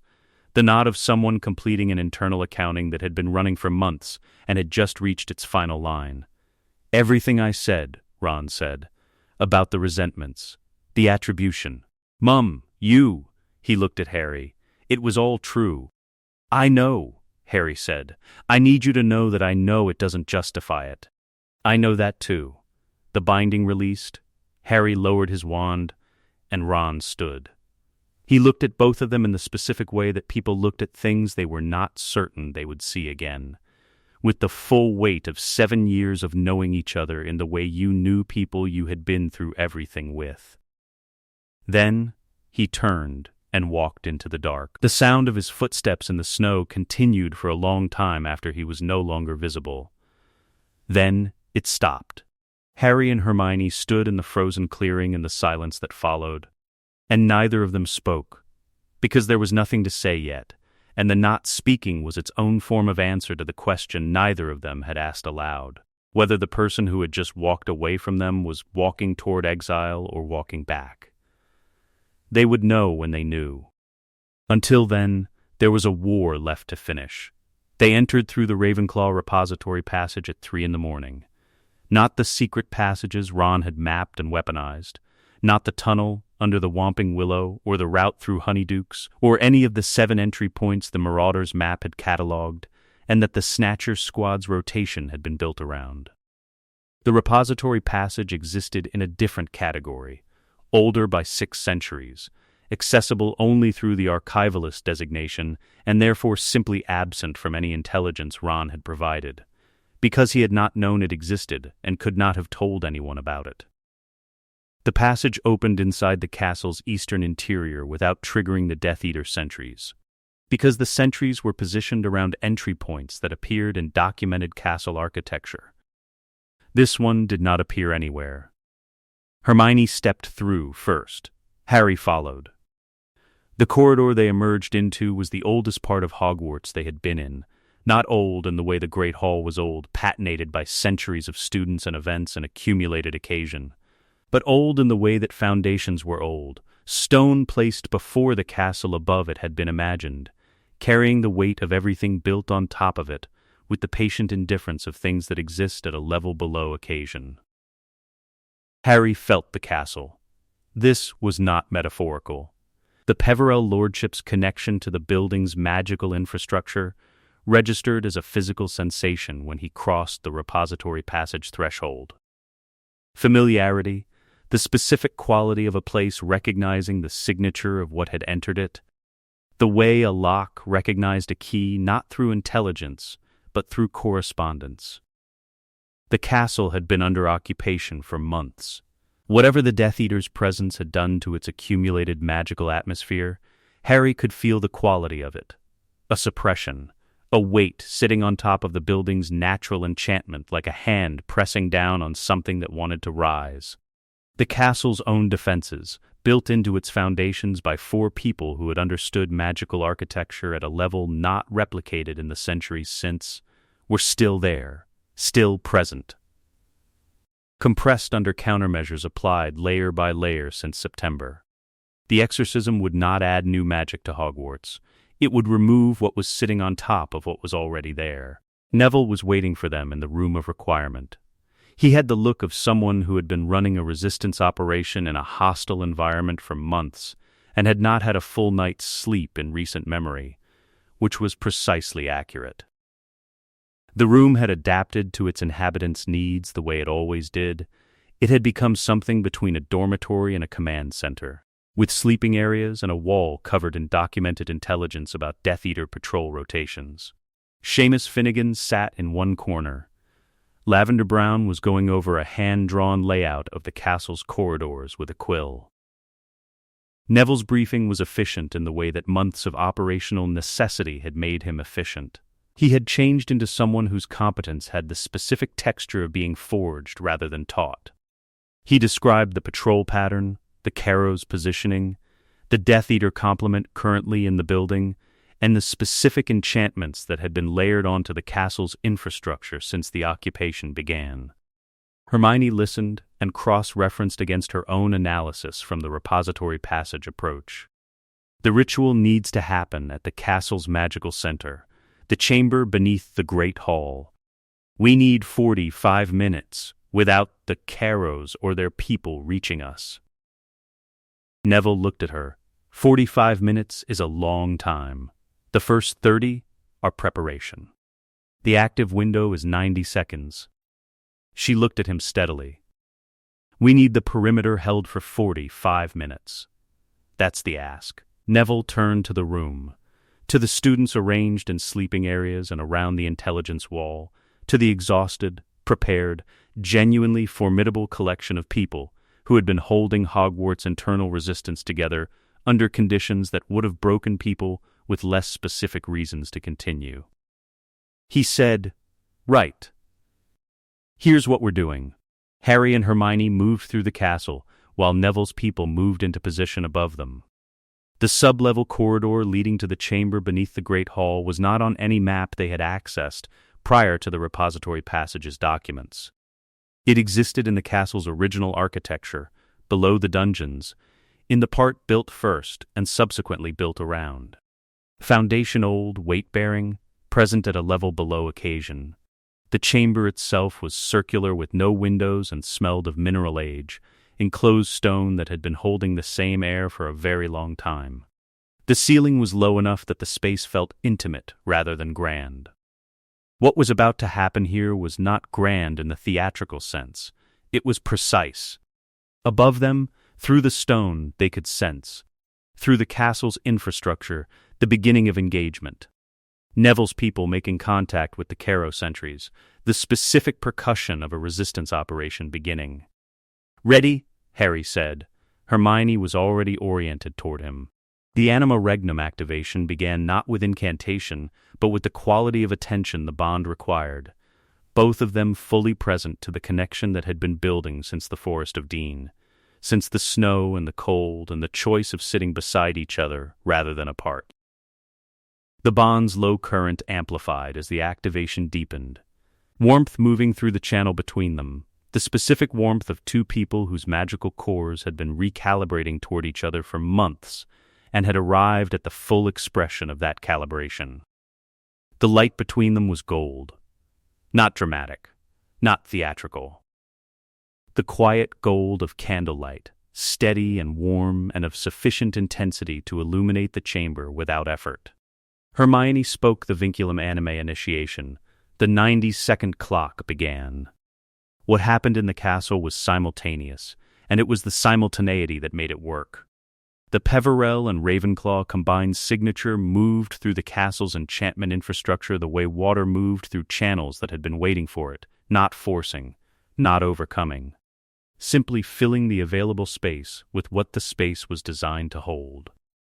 The Death Eater's occupation magic had been layered on top of the castle's foundational enchantments without being able to remove them, because removing foundational magic required the same order of authority that had placed it, and none of the Carrows or their people carried that authority. The suppression charms began to fail, layer by layer, in the order of their installation reversed. The confidence-breaking jinxes that had been cast through the corridors unwound. The tracking enchantments on the dormitory doors disengaged. The monitoring spells woven into the Great Hall's ceiling dissolved as the original enchantments reasserted their priority. The Room of Requirements concealment strengthened. The portraits began moving freely for the first time in months, the painted figures emerging from the frozen positions they had adopted under occupation and resuming the continuous commentary and movement that was their natural state. The castle, in its ancient and foundational self, recognized what was being given back to it. Above the chamber, the Death Eaters felt it. Not as a visible magical event, no light, no sound, no dramatic manifestation they could point wands at. As a change in the building's atmosphere. A shift in the quality of the air when a door opens in a previously closed room. The countermeasures they had been relying on were simply not there anymore. The castle was no longer cooperating. The Carrows were in the Great Hall when the ceiling enchantment fully reasserted. Every window opened. The magical pressure built from the chamber below with the steady, irresistible quality of a tide rather than a wave. Not violent, not theatrical. Simply the pressure of a building that had made a decision and was implementing it without anger or hurry. Everything in the castle that did not carry a Hogwarts loyal signature was moved toward the nearest exit. Electo Caro went through the eastern window. Amicus followed through the western. The Death Eaters in the corridors found doors opening in front of them that led outward and closing behind them with the patient finality of a building that had reached a conclusion. The 92nd window closed. Harry and Hermione went to their knees simultaneously in the chamber beneath the Great Hall. The depletion was total and clean, every reserve directed toward the work, nothing withheld and nothing wasted. Harry's hands were flat on the chamber floor, and the stone was warm under them in a way that stone was not usually warm. The warmth of the castle's own magic running through its foundations at full strength for the first time in months. He breathed. Hermione was beside him, her forehead briefly against his shoulder, her own breathing the steady rhythm of someone whose body was filing an accurate report about its current resources. 20 minutes before either of them could stand. 20 minutes was acceptable. Neville opened the Great Hall doors at 4 in the morning. The students who had been in the room of requirement, some who had not walked the main castle corridors freely for months, walked out into a building that was, structurally and magically, their school again. McGonagall was in the corridor outside the hall entrance. She had been fighting in the castle's interior and she had felt the shift, and she had stopped fighting at the moment the castle's pressure became legible as direction rather than event. She stood in the corridor with her wand at her side and recognized the texture of the magic the way you recognized a voice you had known for decades without needing to see the face that produced it. Old magic. Properly wielded, by people who understood the difference between force and authority. She straightened her robes. "About time," she said, to no one in particular, in the tone of a woman who has been waiting for competent assistance since September and has not lowered her standards in the interim. Outside, Death Eaters who had been expelled were regrouping on the grounds. The battle was not over. The grounds were a different problem for a different hour, but the castle was theirs. Harry, in the chamber below, pressed his hands flat against the warm stone floor and let the castle's restored magic run through the contact point, and felt, for the first time since December, something that was not the managed calm of a person operating under sustained pressure. He felt like they were going to win. Hermione found the extraction theory on a Tuesday. She had been working toward it for 3 weeks. Through the accumulated pressure of everything the soul calculus work kept returning to, the specific problem that sat at the center of the Horcrux architecture, like a structural weight bearing down on everything else. Every theoretical path toward Voldemort's defeat ran through the same obstruction, and the obstruction had Harry's name on it. She found the mechanism in the Keeper's Compendium's 7th section, in a passage she had read 4 times previously without recognizing its application. On the 5th reading, she saw it. She sat with the compendium open in front of her for a long time without writing anything. Then she closed it and sat with her hands flat on the table and thought about how to tell him. She told him in the morning, directly, the way she handled things she had already processed. The mechanism, Harry would approach the boundary between life and death closely enough that the Horcrux fragment's anchor loosened, and she would hold his soul in the living world through the bond while the fragment was extracted through the same channel. But it was not simply a magical procedure. The Peverell texts were explicit about the condition it required. The same condition Dumbledore had described as unique to the case of the fragment inside Harry. The caster must approach death with willing acceptance rather than resistance. The fragment's hold was anchored to the survival instinct, to the fundamental refusal to die. The extraction would work only if Harry fully released that refusal, approaching the boundary not as an adversary but as a familiar country, allowing the fragment to be drawn out through his willingness rather than forced out through his resistance. "It's substituting for the walk," Harry said when she finished. She looked at him. "Yes, that's exactly what it's doing. The bond provides what the original willing sacrifice was meant to provide, the channel through which the fragment moves when the anchor gives way. But the anchor will only give way if you meet the same interior condition. I have to actually be willing. Yes, fully, not performing willingness. Actually at peace with the possibility of not coming back. She held his eyes. And I will be holding your soul in the living world through the bond, with everything I have. You will come back, but you have to be willing not to be coming back for that reason. Harry was quiet for a moment in the way he was quiet when something had landed correctly and he was confirming the confirmation. I've been willing before, he said. I know what that feels like. I know. Her voice was steady, but underneath the steadiness was something she was managing the volume of. That's why I believe this will work. When? He said. When you're ready. I'm ready now. They prepared the chamber below the Reach's library. Stone floor, the specific cold of it, the amber light of enchanted candles at their low, steady burn. No elaborate preparation. The mechanism required the bond at full activation, and both of them completely present to it. Harry sat on the stone floor. Hermione sat across from him. If I lose you, she began. You won't. Not dismissive, the specific certainty of someone who has thought about the thing they are certain about. You are the most prepared person in the history of the wizarding world for this specific task.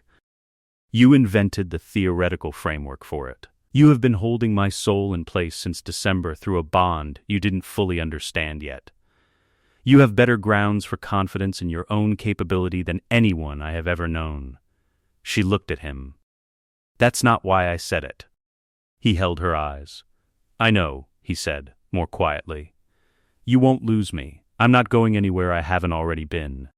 She took his hands. Not reaching, deliberate, skin contact for the bond's conductivity, which was the operational reason. She held his hands with the specific quality of someone who is doing a precise and necessary thing and is also doing something else simultaneously that has no name in operational vocabulary. She began anima regnum. The full activation, not the 90-second window of the Hogwarts ritual. The deep activation, every layer of the bond opened simultaneously, and the gold light between them coming up not gradually, but fully, like something that had been waiting at its complete brightness for permission to be visible. Harry closed his eyes. The approach to the boundary was familiar and different simultaneously. Familiar because he had been here before. The specific quality of the threshold. The way the living world became simultaneously more and less present, more vivid in its detail and less insistent in its claim. Different because Hermione was in it with him, not at the boundary but anchored in the living world, the other end of the channel, the warmth of her as a fixed point. The way a rope was warm from the hands of the person holding the other end. He did not experience the boundary as a place to be afraid of. He stood in front of it with the complete acceptance of everything he had practiced and learned and already known. And the fragment in his scar registered the proximity the way a foreign body registered the conditions of its removal. It loosened. Not painfully, not dramatically. The anchor that had held it since 1981 became insufficient against the combined pull of the boundary's proximity and the bond's channel. The fragment began to move along the channel, away from the boundary and toward the living world, toward Hermione's end of the rope. She felt it arrive. 3 seconds in her hands, the fragment as a distinct presence, cold and specific, carrying the texture of something that had been Tom Riddle's fear and ambition before it was compressed and displaced, held for 3 seconds in the channel between them. She unmade it. Vinculum anime in reverse, not a binding but a release, the bond's combined power applied to the dissolution of something that had never been meant to exist. The fragment's coherence came apart the way a knot came undone, when you found the right thread and applied steady pressure in the right direction. Not an explosion, an ending. A small cold light went out. Harry opened his eyes. The scar was still there. The physical mark, unchanged, What was gone was the weight behind it, the specific gravity of the foreign thing, the darkness that had run underneath his awareness for his entire life, as a constant below the level of notice. The way you did not notice the particular quality of a sound until it stopped, and the silence it left was a different shape than the silence before it. He was completely himself. He took a breath, and the air was different in a way he could not describe with any precision except to say that it was more of what being alive was, without anything else sharing the experience. Hermione was watching him. "Well," she said. "I'm all here," he said. The words were simple and insufficient and completely accurate simultaneously. He looked at her hands still at her face, with its expression of focused assessment running beneath the surface of something else that was not assessment, and he felt the bond running warm and clear between them with nothing in it now except what was actually theirs. She squeezed his hands once. Then she reached for her notebook with the specific motion of someone returning to function after a moment that required stepping briefly outside of it. She wrote, "Extraction complete. Fragment dissolved. Bond clear. H intact." She dated it. She closed the notebook. Harry sat on the stone floor of the ritual chamber and breathed the air that was only air, and felt the scar that was only a scar, and understood for the first time in his life what it felt like to be simply and completely and without addition himself. It felt like enough. It felt like more than enough. It felt like the beginning of something that had been waiting for exactly this to start. The diadem burned at dawn.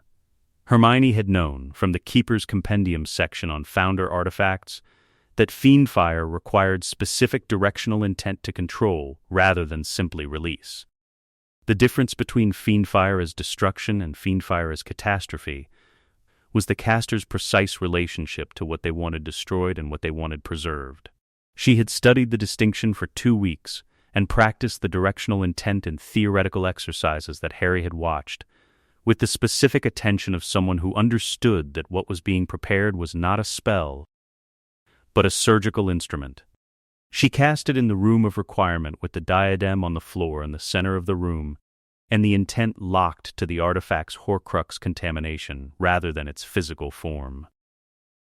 The fire came up gold-black and went directly to the thing it had been directed at, and the diadem's resistance was audible in the way the cups had been, a sound with no comfortable categorization.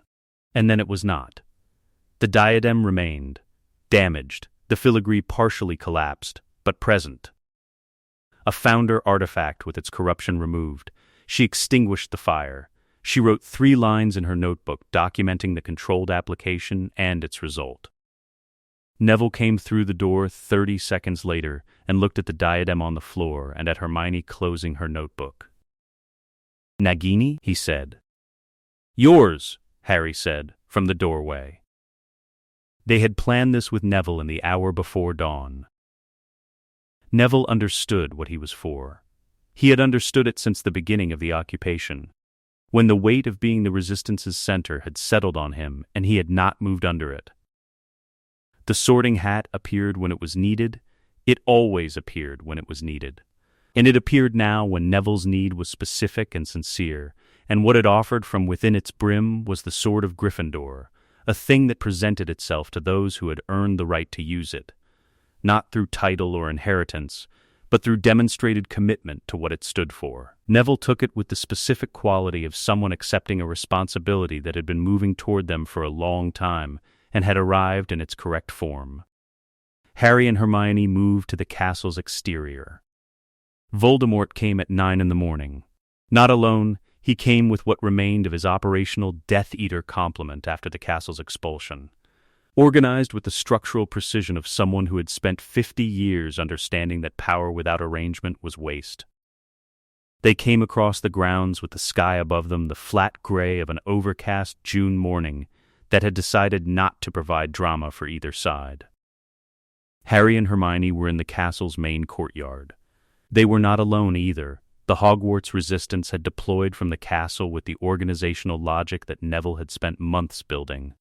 Order members positioned at the courtyard's perimeter, McGonagall somewhere to the left with her wand and 7 decades of accumulated formidable, and the castle's own restored defensive systems live for the first time since September. But the courtyard center was Harry and Hermione, and what the courtyard center communicated to every person who looked at it was not simply two people standing in a specific location. It was the Peverell Lordship and the Ravenclaw Archivalist, visible in the specific way that authority was visible when it was genuine rather than performed. A quality of presence that had been building since the Reach's ritual room and the Gringotts' legal chamber and the castle's liberation, moving toward this specific morning the way rivers moved toward the sea. Voldemort stopped at the courtyard's edge.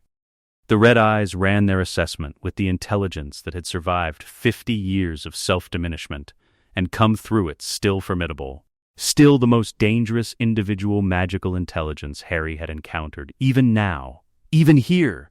"You have been thorough," Voldemort said. His voice carried across the courtyard with the effortless projection of someone who had always understood that volume was a lesser form of presence. "All of them," Harry said. Voldemort ran the recalculation with the flat affect of a man encountering a complete change of position. His soul was in one piece now.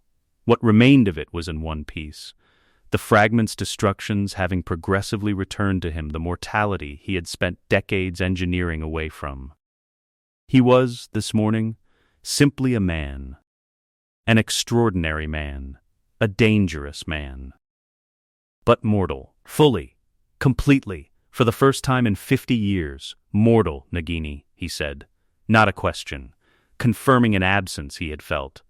"Yes," Harry said. Voldemort raised his wand. Harry did not engage through conventional offensive casting. He engaged through Nexus Mortis. The silver-black light came up around his hands with the steadiness of a practiced thing, holding as long as he needed it to hold. Not a beam. Not a curse in any conventional classification. The specific magical expression of a person who had made peace with death standing in front of a person who had spent 50 years running from it. Voldemort's counterspells were extraordinary, the work of a lifetime of magical development, complex and powerful, drawing on the Elder Wand's amplification in ways that made the air itself register the passage of them. They found nothing to push against. Voldemort had spent 50 years constructing a magical philosophy oriented around the conquest of death as an adversary, and every offensive and defensive spell he had developed operated within that framework, designed to counter the fear of death, to hold death at bay through superior force. You could not counter an acceptance with a resistance. The counterspells arrived and found no opposing force to engage, because the thing they were designed to counter was not present. Harry was not afraid. Harry was not resisting. Harry was simply present with the boundary visible at the edge of his awareness, familiar country, and the silver-black light was the expression of that presence. Voldemort's spells passed through its edges without purchase. Hermione ran Cognomen Revelio continuously through the bond, feeding Harry a real-time read of the Death Eater positioning, not their thoughts but their locations, and the directional pressure of their movement. A tactical overlay on his peripheral awareness that freed his attention from background assessment and left it fully available for what was in front of him. The Elder Wand registered its own confusion. Harry had encountered Draco Malfoy in one of the castle's eastern corridors during the battle's opening exchange, Draco alone and uncertain. Caught between the side he had committed to and the side he could feel losing around him. His wand in his hand and his face doing the specific calculation of someone who has run out of road. Harry had moved toward him rather than away from him, which was not what Draco had expected, and Draco had hesitated a half-second too long. And Harry had taken his wand cleanly with a single Expelliarmus that had cost Draco nothing in violence and Harry nothing in force. The mastery chain had transferred at that moment. The wand had known it. Everything since had been the wand operating under its proper alignment, and it was not going to work against its true master now. Voldemort cast the killing curse. The wand's hesitation was not slight.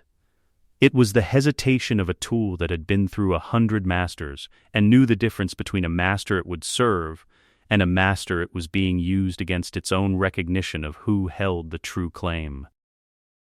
Voldemort's will was sufficient to produce something. 50 years of development was not nothing. And the wand's reluctance was a friction rather than a refusal, but reduced from what it should have been. Arriving at Harry and encountering the Nexus Mortis field and finding, in it, the same foundational problem all of Voldemort's casting had found. No foothold.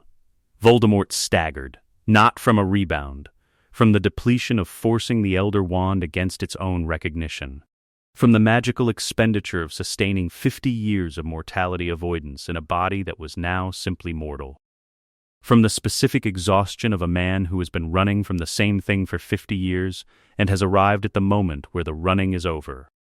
He was on one knee. Harry stood over Tom Riddle. "Tom," Harry said. Voldemort's head came up.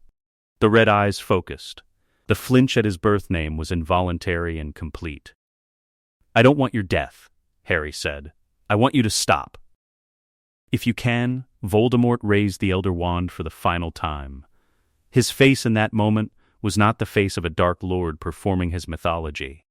It was the face of a man who has reached the thing he has been approaching for 50 years and has found that he cannot metabolize it, cannot fit it into any framework his life has given him, and cannot do anything with it except the last available act of will, the choice to die attempting the thing he has always done, rather than to simply stop. The Elder Wand chose Harry.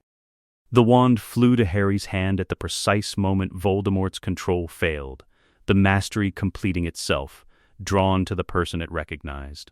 And Tom Riddle fell with the specific finality of something that had been running at unsustainable speed for a very long time, and had simply at last stopped, mortal in the end. Afraid in the end. As human in his final moment as he had ever been. Born 1926. Ended in a castle courtyard on a gray June morning, in the body he had tried so long to make permanent, on the grounds of the school where it had all begun. The courtyard went still. The Death Eaters felt the absence, the specific absence that arrived in a magical network when its center ceased. Some fell. Some ran. Some simply stopped, their wands at their sides, the look of people whose purpose had been removed from underneath them without warning. The order held the ground. Hermione stood beside Harry and looked at Tom Riddle on the courtyard stones and said nothing, because there was nothing to say that the morning had not already said. Harry looked at the Elder Wand in his hand. He thought about Antioch Peverell, who had wanted the most powerful weapon in existence and had died for it inside a week. He thought about what Ignotus had understood that his brothers hadn't, which was that the only mastery worth having was knowing when to put the power down. He held the wand for a long moment. Then he looked at Hermione, and she looked back at him, and the look communicated, in the compressed shorthand of everything they had been through since December, the same thing in both directions. It's done. The morning after was very quiet. Not the quiet of absence. The castle was full of people, survivors moving through corridors, the human activity of a place that had held something enormous and was now adjusting to the weight of what remained. The quiet of aftermath, which was different from the quiet of waiting. The waiting was over. What was here now was the long work of accounting for what the waiting had cost. Harry and Hermione sat on the front steps of Hogwarts as the sun came up. They had not slept. Sleep had not been available in any form that felt honest. There was too much present in the immediate air, too much of the night still in their bodies. So they sat on the stone steps in the early light with their backs to the castle's restored warmth and their faces to the grounds, which were marked in the specific way grounds were marked after a battle, not destroyed, but changed. The grass would grow back, the stone would be repaired. The marks would fade into the castle's longer memory of significant things having happened here. Fred was in the Great Hall. Harry had gone in briefly, alone, while Hermione was with McGonagall reviewing the castle's structural status. He had stood near Fred for a few minutes, without having anything to say, which was the correct response to that specific wait. There were no words that were not inadequate, and inadequate words were a form of taking up space that the moment didn't need. He had stood there, and let it be the wait it actually was. Then he had come back outside and sat on the steps, and Hermione had come and sat beside him, and neither of them had spoken. The sun came up anyway. It did that regardless.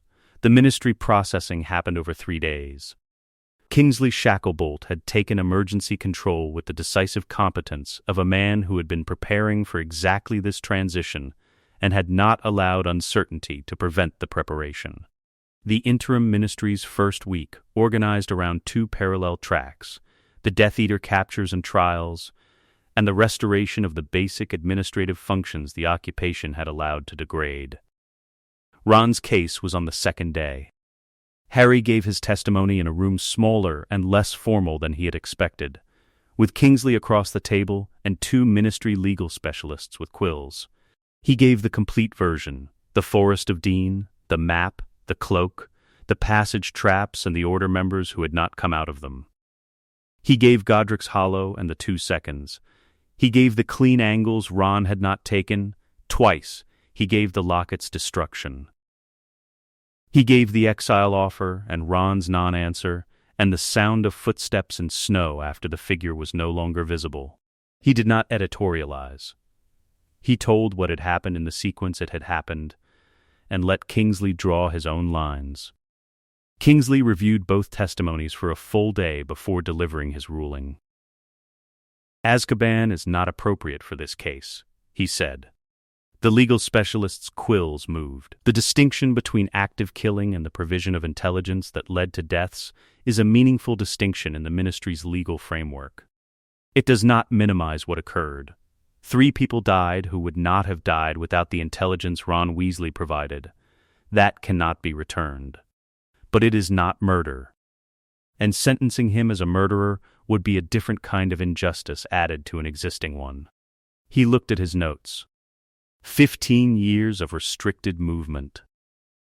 Ron Weasley cannot return to Britain without ministry permission for 15 years from today's date. His wand is confiscated, and a tracking enchantment will be maintained for 5 years. He may live and work outside Britain without restriction.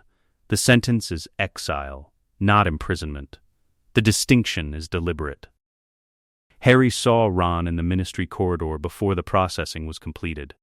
They stood in the corridor and looked at each other. Ron looked like someone who had not slept in 3 days in ministry custody, which he had. He looked like someone who had arrived on the other side of a long reckoning and was standing in the specific open ground that existed after a reckoning concluded. Not comfortable ground, not familiar ground, but ground that was at least not the reckoning itself. 15 years, Harry said. "I heard. Kingsley could have given you Azkaban." "I know. He didn't because of what I said about the hesitations. And the locket. I want you to know that's not forgiveness. It's me telling the truth about who you are, which is what I've always done." Ron looked at the corridor wall. Then back. "I'm going to spend a long time figuring out what I actually want," he said. "Not what I was supposed to want. Not what the locket showed me. What I actually want, starting from nothing and building it myself." "Good," Harry said. "That's what exile is for." He did not hug Ron. He did not extend his hand. He looked at him, the full look, 7 years of knowing each other in the specific way you knew people you had been through everything with, and then he stepped back, and the ministry official returned, and Ron was processed and gone. Harry stood in the corridor for a moment. Then he walked back toward the exit and the outside and whatever the next thing was. The Weasley family gathered at Shell Cottage. Fred's absence was the largest thing in every room. George moved through the gathering with the specific quality of someone who had converted grief into a form he could carry, and was carrying it without putting it down, which was not the same as being all right, but was a genuine and functional version of continuing. Fred would have had something to say about that. George knew what it would have been. That knowledge was now his alone, and he was learning what it meant to hold things that had previously been shared. Ginny produced a letter and gave it to the Ministry Owl service with Ron's forwarding information on the outside. She did not tell anyone what it contained. Whatever it said, the things she had not looked back to say in the garden, the things a sister owed a brother regardless of what that brother had done, it was hers and his, and not the family's. Molly did not restore the disownment. This was not cruelty. It was accuracy. The disownment was a statement about a choice Ron had made, and the 15 years of exile was the consequence of that choice, and both things were true simultaneously. If Ron came back, when the 15 years ended, if he came back, there would be a door.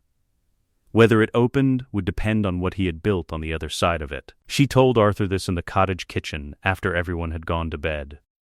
Arthur held her hand across the table, and they sat with the specific weight of two people who have lost something they cannot recover and still have each other, and know what that means, and after a while they went to bed and the cottage was quiet. Harry went to Dumbledore's tomb at the end of the week, not for ceremony. He stood at the white marble tomb on the Hogwarts grounds in the June evening light and held the Elder Wand in his hands for the last time. He thought about what the wand had brought to everyone who had wanted it for the reason most people wanted it. He had not wanted it. He had received it because the magic had its own logic, and that logic had run to him, and he had used it for what it was needed for. He was done with it now. He placed it in the tomb. He repaired the white marble over it with his own wand, holly and phoenix feather, 11 inches, the first tool that had ever chosen him, and the repair was clean and permanent. He stood back. The evening light came across the grounds in the specific gold of late June, long and warm and finding every surface it touched. He walked back to the castle, Peveril Reach, 2 weeks later. They came back, not because they had to, but because it was theirs, and things that were yours were worth returning to. The library was as they had left it, the candles unlit, the notebooks on the table, the shelves carrying the accumulated knowledge of a hidden family that had waited 200 years for someone to come home to it. Hermione lit the candles. Harry made tea. These were the activities of people who were not performing a future, but simply living in an available present, which was its own form of accomplishment after everything that had been required to arrive here. They sat at the library table. The ministry wants a formal statement on the Peverell Lordship's legal standing, Hermione said. For the new regulatory framework, they need to know whether it's going to operate as an independent authority or integrate into the ministry structure. What do you think? Independent with formal coordination protocols. Integration gives the ministry too much access to the Lordship's legal framework. Coordination lets us work with them without being absorbed by them. Then, that's what we'll propose. She wrote it in her notebook. He watched her write it. The bond ran warm and clear between them, the same warmth it had always been since the Forest of Dean. The same clarity it had developed in the Reach in the Hogwarts ritual chamber and the extraction's gold light. It did not require tending. It did not require acknowledgement. It was simply present, the way the library was present, the way the candlelight was present. Something that had been built and was now simply true. Harry looked at the shelves around them, at 200 years of accumulated knowledge waiting to be used by people who understood what it was for. At Hermione across the table, her quill moving, her mind already 3 steps ahead of the sentence she was writing, her face carrying the specific expression of a person who is doing exactly what they are and doing it completely. At the window, which showed the Devon evening coming down gold over the hills above Godric's Hollow. At his own hands on the table, his own wand beside them, his own life, which was his and only his, with nothing extra in it and nothing missing. He picked up his tea. Outside, the summer continued in the specific way that summers continued when the thing that had been threatening them was over. Quietly, without fanfare, with the patient and abundant normalcy of a world that had been waiting to simply be itself again. It was enough. It was, finally and completely, enough. Let us know what you'd like to see next. The end.